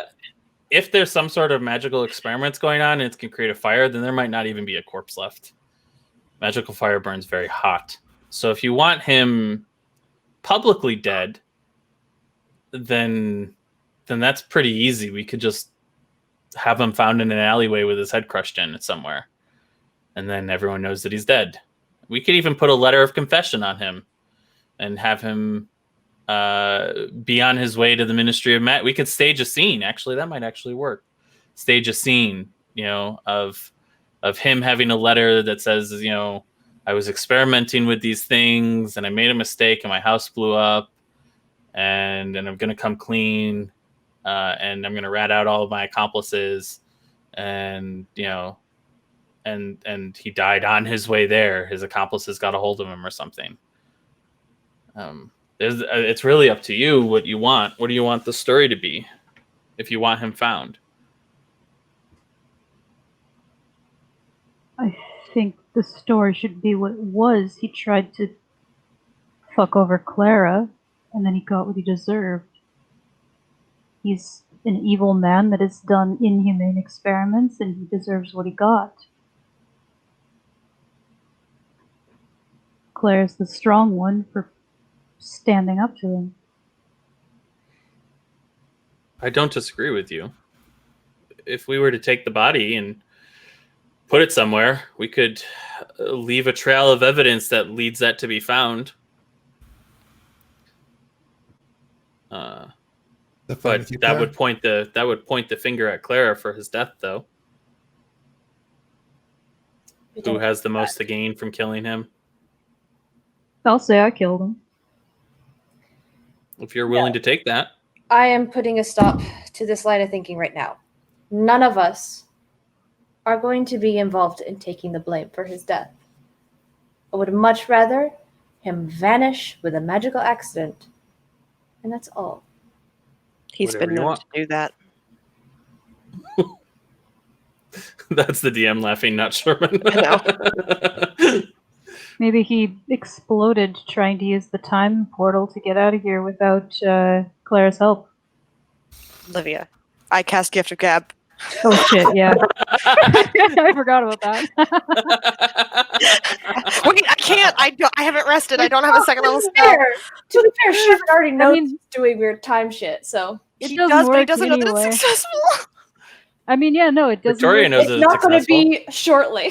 Hey, Oh, I you don't- said that it didn't work. So technically, I never said that it does work. So Fine. everything's Stop fine. trying to rewrite time. That's Claire's job. Well, all I said Oh. was that it doesn't work. I'm out of everything. I have nothing. I have first level spells. Do you He expect gives Olivia you to the hold weirdest this many look. secrets? And he says, I'm okay with burning the whole thing to the ground. This place will be burned to the ground. There are things here that do not need to be found. What's weird is where did he get all this money? Anyway, I will do whatever it is you wish. We can paint the tale of whatever you want. It's just, what tale do you want painted? Because the story needs to be consistent. If he died in an explosion and vanished, that's the simplest and easiest one. And then the answer to any question is, I don't know. I wasn't there. I don't know. I don't know. Providing you can pull the lie off. Let's do that. Very good. Burn it. All right. He turns to Zed. Says, get some blankets from the carriage. And Zed goes out and grabs some blankets. And they're not like bed blankets. They're like a wrapping, a heavy duty blanket. And Victoria lays down on the ground and they roll her up in a blanket. And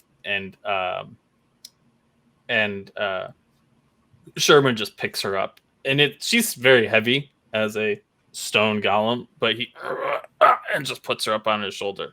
Muscles just absolutely straining, but he walks out and sticks it in the back of the carriage, comes back and does the same thing for Alex.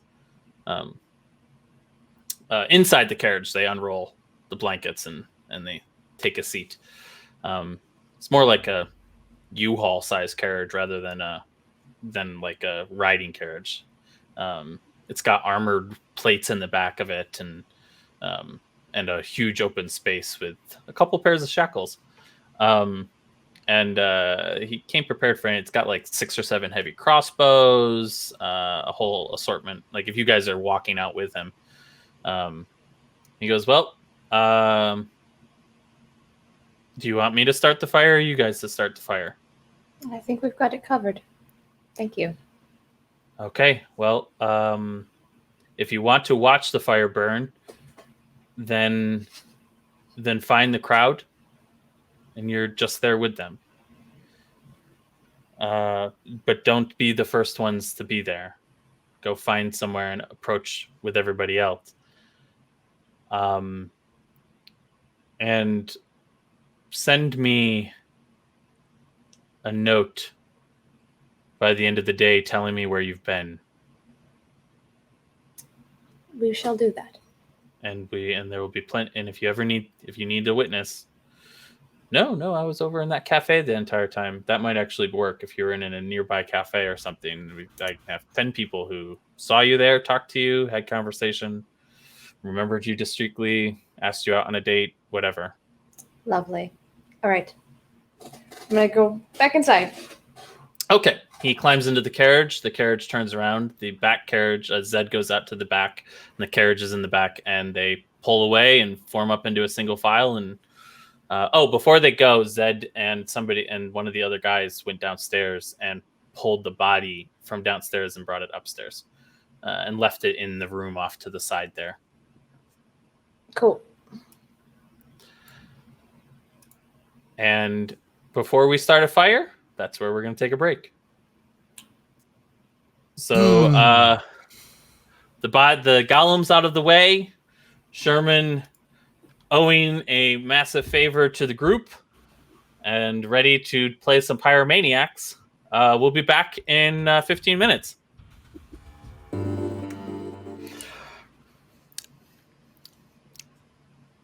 I think we're live. I think I'm supposed to be talking. Are we on the internet, to quote somebody else? Yes. Cool. I was just jamming to the music, watching the art. I had it up over on the other screen. I just love that beat. The last piece. Do. It's so catchy. Follows the pattern of catchy beats. But speaking of catchy beats, let's burn something down. My game. No, a house. No, that was not a good segue, but it's what I got, so it's what we're going with. So we pick back up. You're in the living room. The stone golems are gone. Kieran Gall's body is laying on the couch in the other room. Is it? How to get upstairs? Well, they would have put it wherever you asked, but they brought it upstairs for you. Oh. I'm not in that room. No. It's out. You can't see it from where you are. Okay. The door's closed. So they the people who were helping you set it up said that if the body was downstairs, it might be protected from the fire. So they brought it upstairs so it could burn, baby burn. All right. All right. Let's not stay long. No. So as Solomon begins to leave. Solomon? Sherman. Sherman. Yeah, as Jackie the flower girl is standing out front. As Sherman begins to leave, they leave with all of their people. On the way out, Zed gives you a wink, Olivia, and says, "See you later." And they roll out. And so, yes, you are now alone in the house. Okay. Before we go, I think we should move very quickly to leave. But before we go, we should determine where we're going.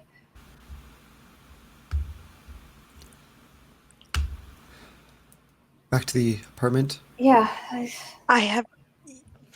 Are we all going together? You should come with us, all of you. Yes, I think so. Clara, I do not want you to spend the night alone, considering your father is out of town. And so you should either go with Olivia to her place or come stay with us for the night. And Olivia's, of course, welcome. Oh, don't worry about me. I'm gonna head over back to my place. Lurd. Player full on forgot he was here. I was like, who's this ghost talking? It's amazing how he can be so silent yet so loud. Lord, you should. Yeah. Go back to your life. Enjoy. Don't do any more murders. Look, now he's Russian. Jeez. Sorry, that's how I get into my Canadian is you move the jaw for it. Whatever. Okay. What's happening? That's how I talk to you. It's like a good Winston Churchill. Good old- you gotta act like you have a cigar in your mouth for. But no. You guys seem like you're involved in some crazy crap, and I can have your back. I told Herd that I would look over you, and I will. But if you need me, and he gives you his address, and I'll help as best I can.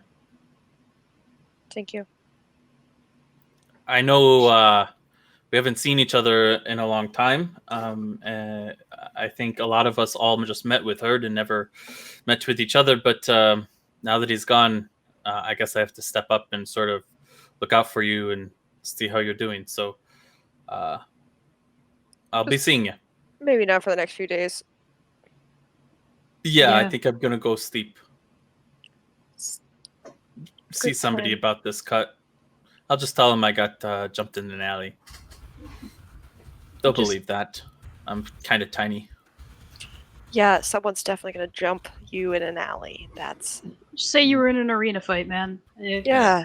My version's going to be 6 or 7 people jump me in the alley. I still won. You know. That's fair. You should see the other guys. Yeah, Just- exactly. yeah. Well, Before I leave, there was some mention of compensation so I could handle the medical bills and other things. Yeah. And I'll take out 50 gold, and I'll say, if there's anything you see that you think is of worth, take it. Claire, you had said something about first edition books. I could take some of those. yeah, sure. Take whatever you want. Which ones? There's some dusty books upstairs. She'd know where they are, right? Yeah. You know, as if you point out 3 or 4 first editions, they're worth about 2, 3, 500 gold each, depending on the book. Yeah, she'll evenly pass them out between Olivia and Lurd. Okay. So Olivia, you have 2 first edition books. I can give you the titles later. They're both on transmutation magic, and they're just theory books, and they're each worth 250 gold. Are so there any you take- books on monks? Claire? You did have a book on the Shatter Kai that you could take Take with it. you. Eh. Yeah. Lurd, just know- make sure if there's any. I'm sorry. No, go for it. If there's any notes, any notes written in the book, anything, I don't expect with the first edition, but if there's anything with his name or anything, just tear it out before you do anything with it. These books, I never saw them before. I work in shipping. They fell off of a crate, ended up in my hands. Yeah, just make sure they Weird. don't have his name. But if they do, then I have no clue who this man is.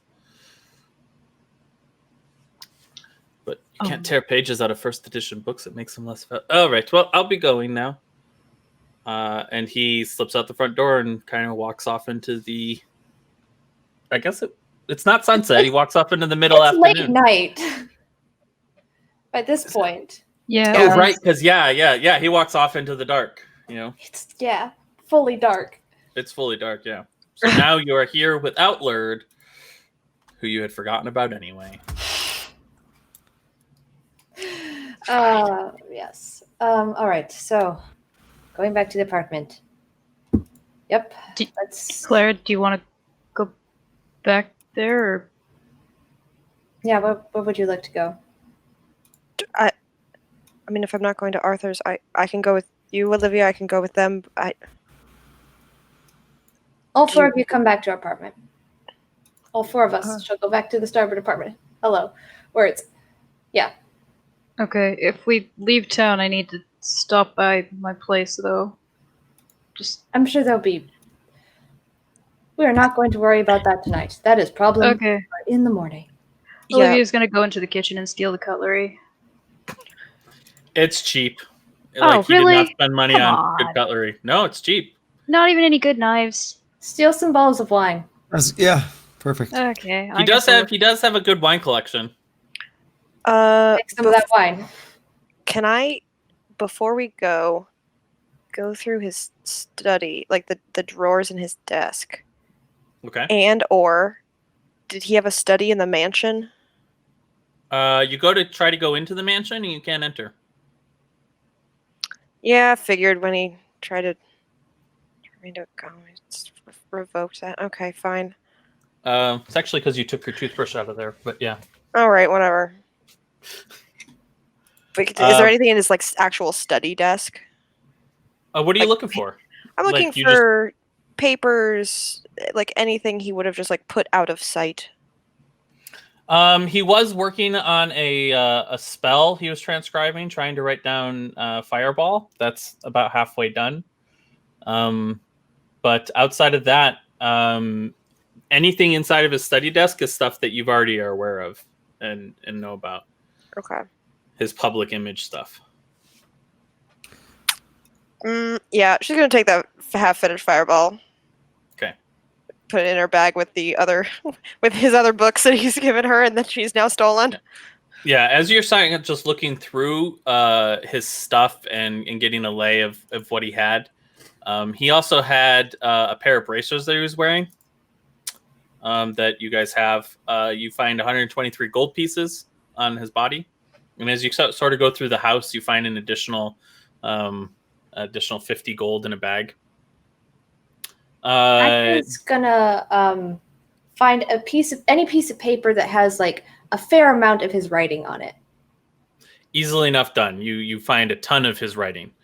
Just take a page. Full notebooks of his theories and meanderings of. Doesn't matter what it is, as long as there's a fair amount of writing on it. Sure, we'll say that you took the one of the chapters of his autobiography that he was writing. Perfect. Okay. Caden's going to walk up to Clara at the desk as she's going through it. Anything of interest in there? No, I thought. Find a pearl worth 100 gold. Yes. That's Jackie saying yes, and not Clara. Just gonna hold up the pearl and just be like, just components, papers. I don't know. There's not a lot of answers here. I don't know why I thought there would be. Anywhere he'd keep more ledgers, things of like transactions, supplies he would have bought, people he would have hired, university business. Do I know where he'd keep the books? Not particularly. If you're looking for, there's two places that he could have this stuff. One is in the Magic Mansion. That's sort of why it's there, to hide things. But he also had a hidden study down below, because he said that some of his transmutation magic, did not work very well inside the Magic Mansion. And so there could be that down there or in the Magic Mansion. But outside of that, the life that he projected was that of a professor, living on a shoestring budget, doing the best he could with what he had, with a very big ego for how important he was. But he didn't have tons and tons of money that he let on. And if he did, it'd be in a bank, probably not stored here. Although you did see a chest that he opened up that seemed to be brimming with stuff. Yeah.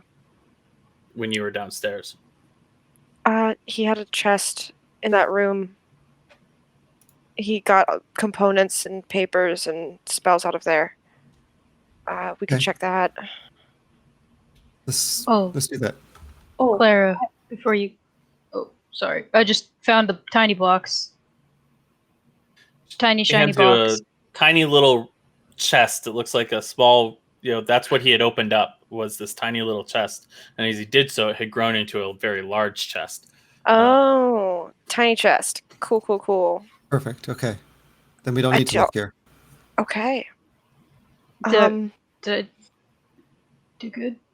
Yeah, no, that good. Thank you for stealing. Okay. Can I find his spell license? The papers that allow him to cast the spells of a higher level. It's not a paper, it's a medallion kind of thing, a chit that you would carry around, and he's wearing it. Okay. Well, You could take it I'll off his take body. I'll still take it. Yeah. Okay.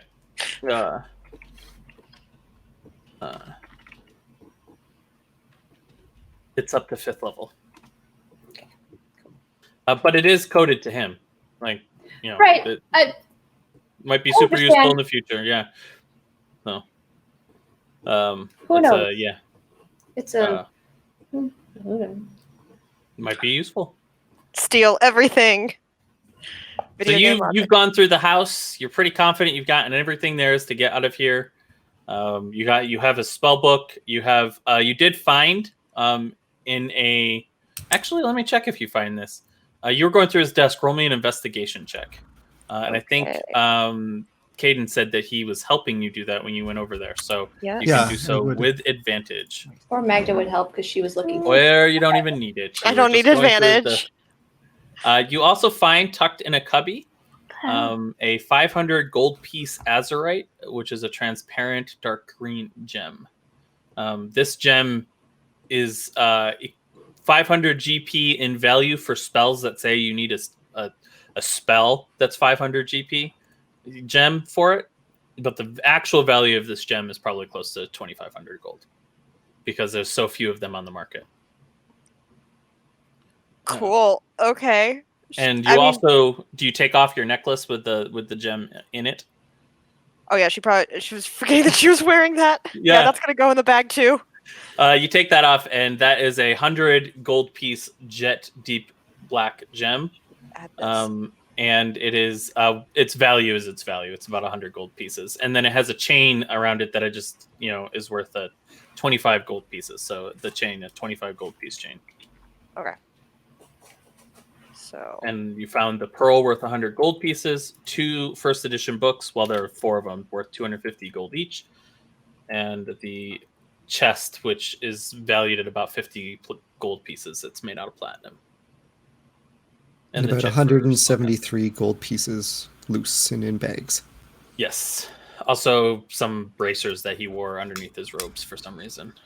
And it wasn't brought up, but he did have a staff leaning against the wall downstairs that nobody took. Do we find Caden's sword? As you go through this whole place, you do not find Caden's sword. And a missing dagger.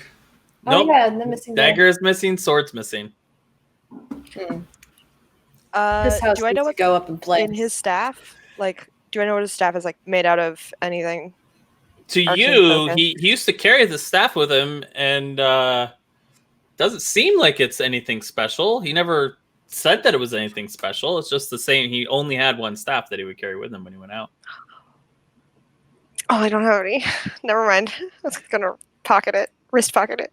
Yeah, I don't have that. I'm too tired. Well, nobody brought it kinda want upstairs. Did you, Magda, take? It's just a plain wooden staff leaning against the wall. Would you have left it or brought it up? Okay. No. Yeah, he didn't use it in battle. It was just he had brought it down with him and leaned it against the wall, and he never grabbed it again. So Okay. okay. Let's get near the door, and then I will throw this fire. And we Yes. will leave.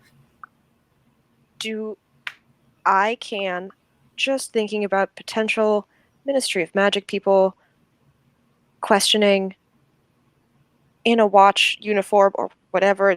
This is as close as it's going to get. I can disguise myself.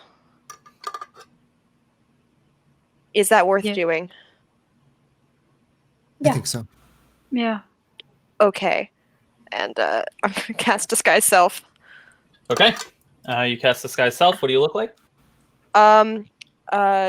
As normal as, but you know what? She's gonna look like a mixture of two of her former classmates, not Marcus and Lorcan, just like Okay. two people that she would have known. You disguise self as One's generic hair person color, number one's one. face. Yeah, generic, not green hair, half Yeah. elf Clara. In the movie listings, you're student number 4. Girl with brown hair. Yeah, exactly. That's it. And you guys stand at the door. All right, and I'm just gonna lob this thing of alchemist fire into the middle of the living room, and then we should go. Okay. So with alchemist fire, give me a athletics roll. Good.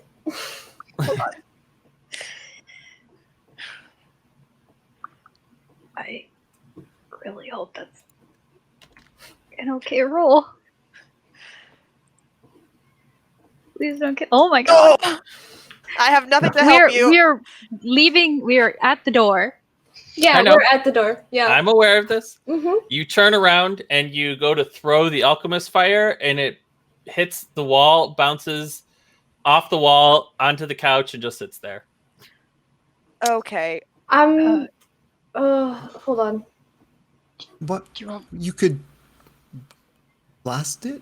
Maybe? Yeah, Just blast it. Yeah. Okay. I'm gonna hit it with an Eldritch Blast. Yeah, Yeah, easily enough. AC at 10, simple, 2 blasts go off, or 1 blast goes off, and hits it, and it just explodes all over the couch. The couch immediately starts burning. The floor starts burning. And you shut the door behind you and start wandering off up the street. Do you guys stay close, or are you just leaving the area? I think we should leave the area.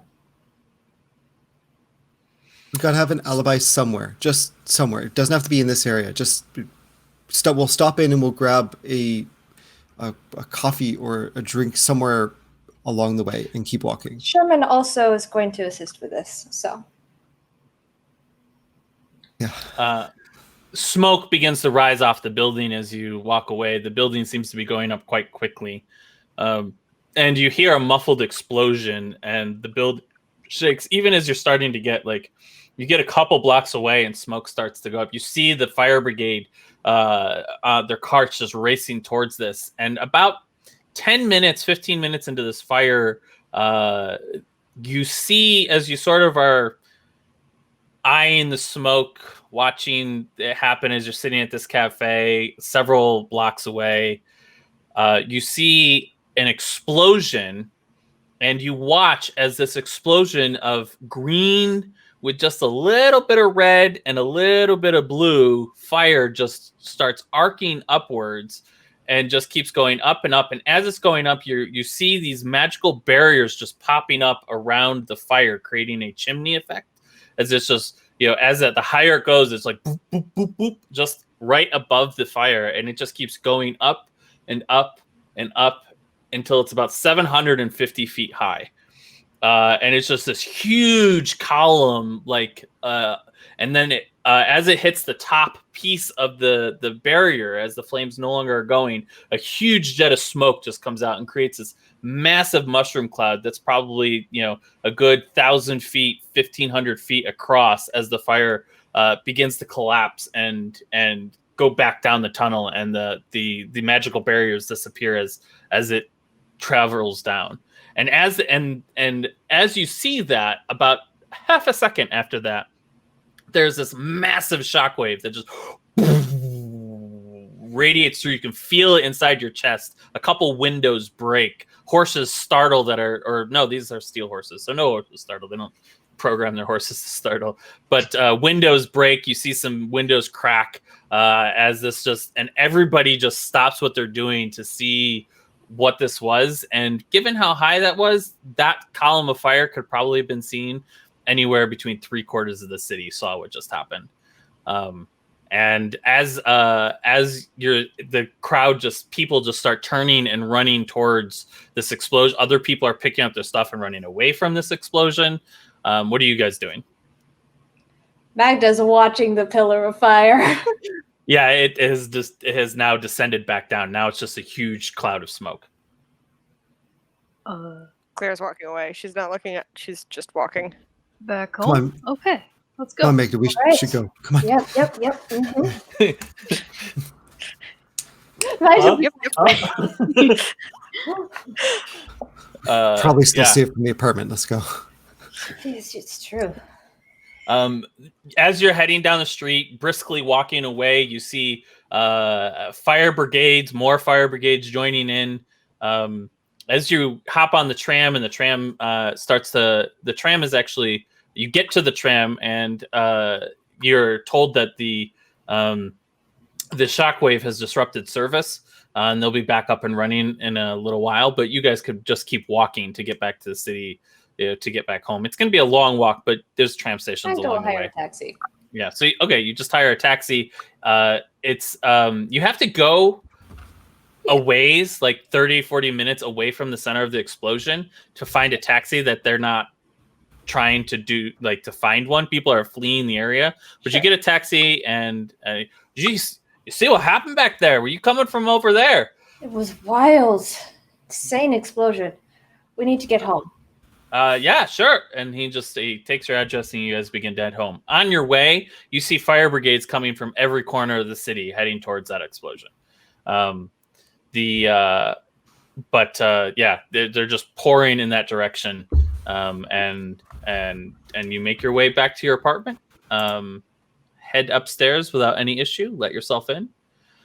And as you go to let yourself in, you find as you go up there, you are flagged down by the butler, or not the butler, but the concierge at the front. Lady Magda, mail came for you. Thank you. And he hands you a letter. It is stamped. The seal is the seal of the Rook. All right. This is at the Starbird estate. Yep. Yeah, sounds about right. Yeah. So yeah, and you make your way upstairs. All right. There's spare bedrooms, and there's at least one spare bedroom, I'm sure, and a couch. So You have many spare. Yeah. You have like 4 or 5 bedrooms in this place. Like, okay, cool. Yeah, that's kind of what I was thinking, but I Yeah, didn't want to this is assume. a 3-story, roughly 3,000 square foot estate with cool. lots of All right. a large kitchen and dining room and living room on one floor, and then Nice. All right. Magda will go set up beds for both Clara and Olivia. Okay. And then Easy enough done. You guys want anything to eat, to drink, or is it just time to crash? I'm gonna be honest. If I try and eat, I will vomit. Just putting that out there. that's fair. Olivia? I'm just gonna sleep it off. It's a big breakfast kind of thing, not a.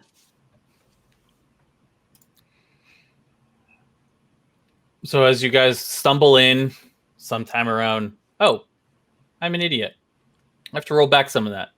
Because this is around 11, 12 o'clock. So there were some still people in the street. It just wasn't like hugely packed streets. You went to a late night cafe. That all works. As you exhausted stumble in, do you guys all just hit the hay? After like 20 or 30 minutes, Clara's door kind of just bursts open, and Olivia's standing there with like a blanket and a pillow under her arm. She doesn't say anything. She just walks in, puts the pillow on the other side of Clara's bed, and then like gets in beside her, and then turns around and goes to sleep. Or not asleep, but just laying. Okay. She was definitely not going to immediately blast you in the face as you kick the door open.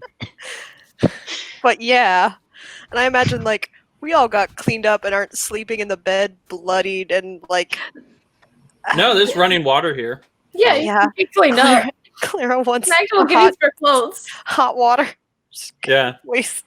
In your room, there's 2 master bedrooms here, so I assume Clara has one of the master bedrooms. Or Kate Has a hot would. bath. I don't know. Sure. Yeah, Olivia came by after all that was over. Like, Okay. Yeah, I just want to get the gore out of my hair. Yeah. Okay, so I'm just checking. Is there's nothing before everyone goes to sleep? They're just going to sleep? Okay. Claire's just As gonna you- let Olivia go. It's just just come in. So you lay down next to Clara, Olivia, on the big bed that you have, the queen size bed, and it takes a while before you fall asleep. It takes a while before anybody falls asleep, except for maybe Caden.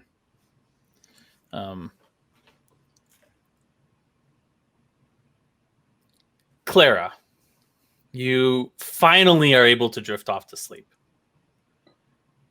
And as you do so, you stir just a little bit, and you begin to dream as you fall asleep. You find yourself in a familiar, safe place. Hands touch your face gently, and you press your cheek into the touch as fingers twine their way through your hair, and you begin to feel the tension in your shoulders unwrapping. A thought crosses your mind as you're standing here of like a small panicked thought races across your mind. What happened? You hurt, and you hurt all over, and you feel electricity like going down deep in your neck, down in your spine, and you feel pain in areas you hadn't felt or realized was there before. Your cheek aches, and you have a deep throb all the way through your teeth, and now that you think about it, you feel like you have blood on your forehead, and there's something sharp digging into your arm, slicing through the flesh.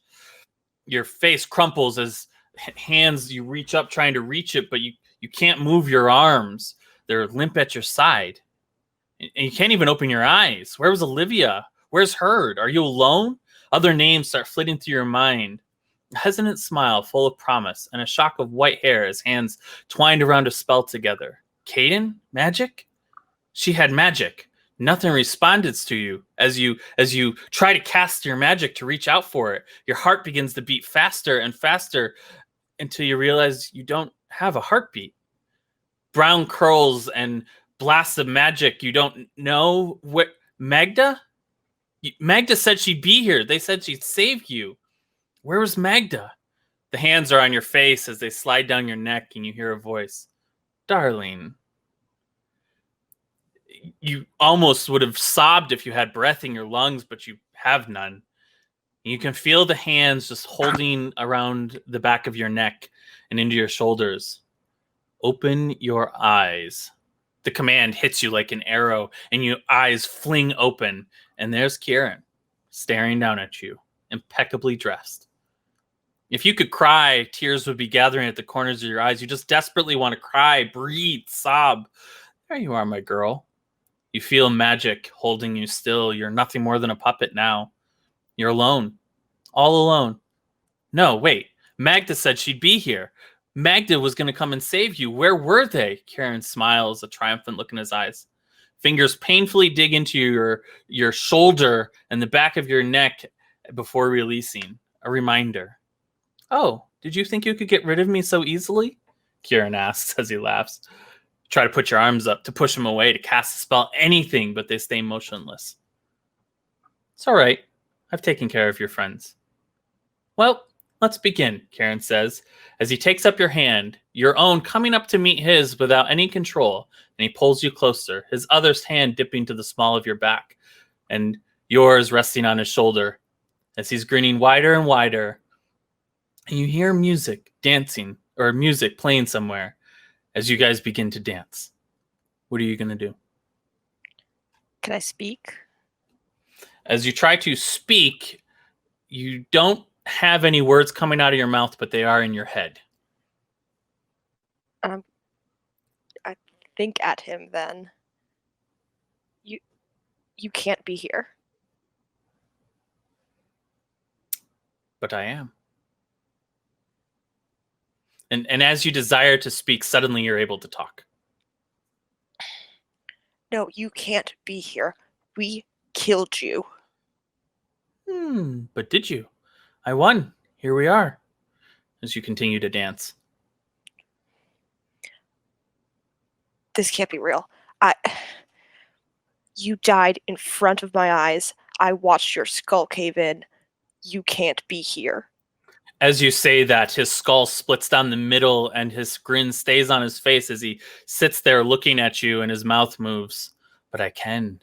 I'll always be here. I've won. Claire's just going to scream, and remembering how it felt to cast Shatter, just like fling herself away from him if she can. You do so, and as you cast Shatter and you scream, you find yourself being flung all the way away from him, as far back. You hover in the air, and a part of your mind realizes that this is a dream.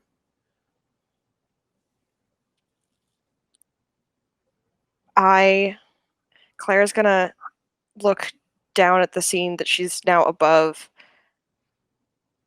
and just start like almost like folding it in her mind's eye, just smaller and smaller and smaller until she can't see it anymore. It's You not begin to gone, but it's not there. You begin to fold this scene in over and over, and as you do so, the ripples and edges of the folds becomes these pathways and these crinkles, and the scene cracks, and this labyrinth of dream just builds as you fold it. And Kieran's in the center, and as you fold it in, his voice gets quieter and quieter as he begins to yell, "I'll find you. I'll find my way out of here. You're never gonna win." But as you continue to fold, building this labyrinth in your mind, you finally can't hear him anymore. And you take the folded thing in your hands, the square block of 3D maze, and you take it and you just set it on a shelf that appears in your mind's eye. And as you look at it, you hear a small voice, just a memory. He's not here anymore, just the memory. "I'll find you." And you wake up screaming next to Olivia.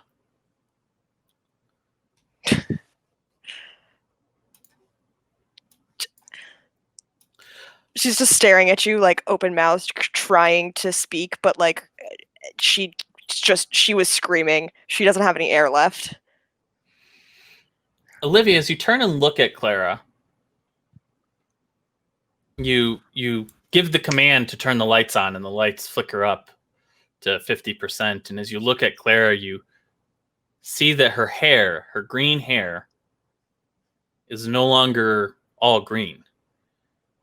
From the top of her head to right around her forehead, it's still green, but going down, it has turned mostly white, fading down into the tail ends of her hair, and now she has mostly half white hair, half green hair.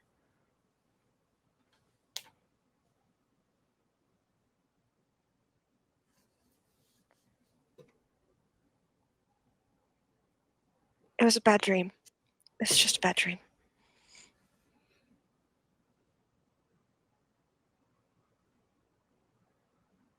If you're talking, your mic's muted. I was like, wow, Olivia's just silent.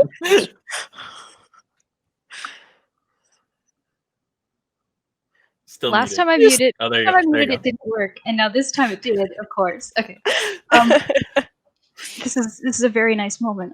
It's fine. Okay. Olivia scoots a little closer and just kind of looks at her and let's go to yeah, bad dream. Let's go to sleep, Car. Just she kind of like puts her arm around Claire and kind of helps her lay down, and then she just gets them into like the sleeping position that they used to sleep in when they were kids, like all the time, and just kind of puts her arm around her and pulls the blanket up a little more, and then just gonna go to sleep. As you go to sleep, Clara, you do dream again. But this time it is a dream of summer and playing with Olivia, games in the back of the house, up in the attic of the inn, its happy memories that you have had over life. It's a comforting dream. And with that, we're going to end our session.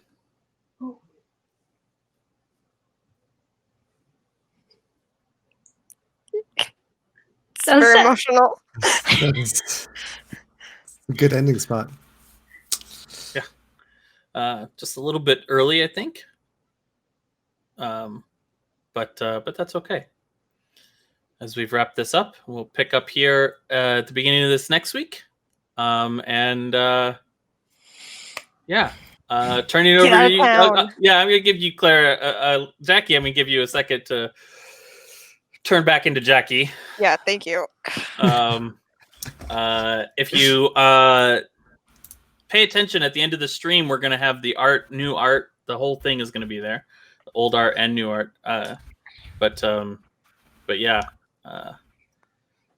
We'll pick this up next week and find out what everyone decides to do next.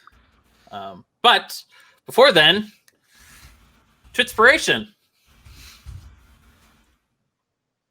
I'm going to throw it on for 3 minutes at the moment. Let's just try 3. Because no, last time it went for a very long time. Just try it out, see how it goes.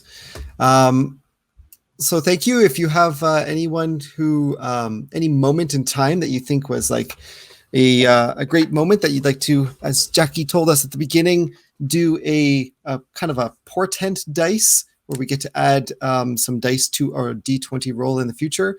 Feel free to vote for that person for what they'll get next time, and then we'll roll that die and we'll see what they take over next time. I never used mine. I still have an 8. Nope, you still have an 8. Nice. Yeah, no, there wasn't any real rolls today. I didn't need to make anyone fail. Yeah. But yeah, you guys have finished the long rest, so you are now level 5. While this is coming in, you finish your long rest. You're level 5, so you're and so you can level up your sheet. We already did the leveling up, so all that just now applies. Your temporary, your fighting spirit or fighting stamina is full. And then when you wake up, you recover a number of true hit points equal to your Constitution modifier. So whatever that is you can add that to your true hit points. Magda takes a long rest and recovers 28 hit points. I recovered 32. 41. Oh, and 46. Kaden, 46. We were bad. Yeah. Mm-hmm. Bad Mhm. shape. That was fun. Glad to wrap that up after the combat. Interesting explosion that you guys caused. It ended up probably being a good thing you weren't anywhere close, because an explosion like that brings out everybody. Mm. What are you folks at for your true hit points at this point, knowing that we only gain a little bit back? I'm at 3 of 20. You get 1 back every night, right? Constitution mod. Oh. How? A minimum of 1. Okay. I'm at 18 of 22 then. I never went into true hit points. Yeah, so. I never went into hit. Okay. Kate, don't forget to add to the base of your true hit points the new ones that you got as well. So I think you get 2 from your con mod, but then you added some more hit points to your total because you leveled up. You get those as well. Right. I don't think I added it's 2 those. more, so that's 5. You should have 5 out of 20. Oh wait, then. Oh no, that was, sorry. I had 1. So Right. I was. You had 1, but you leveled up, which means your true hit points go higher, and you don't have to recover those. You automatically get that. So when you leveled up, your true hit points went from 18 to 20, and your base should go from 1 to 3 plus I your understand. plus 2, so that's 5. Gotcha. So I don't make you recover those hit points. You automatically get those. Gotcha. I feel ya. 5 of 20 true hit points then. Oh gosh.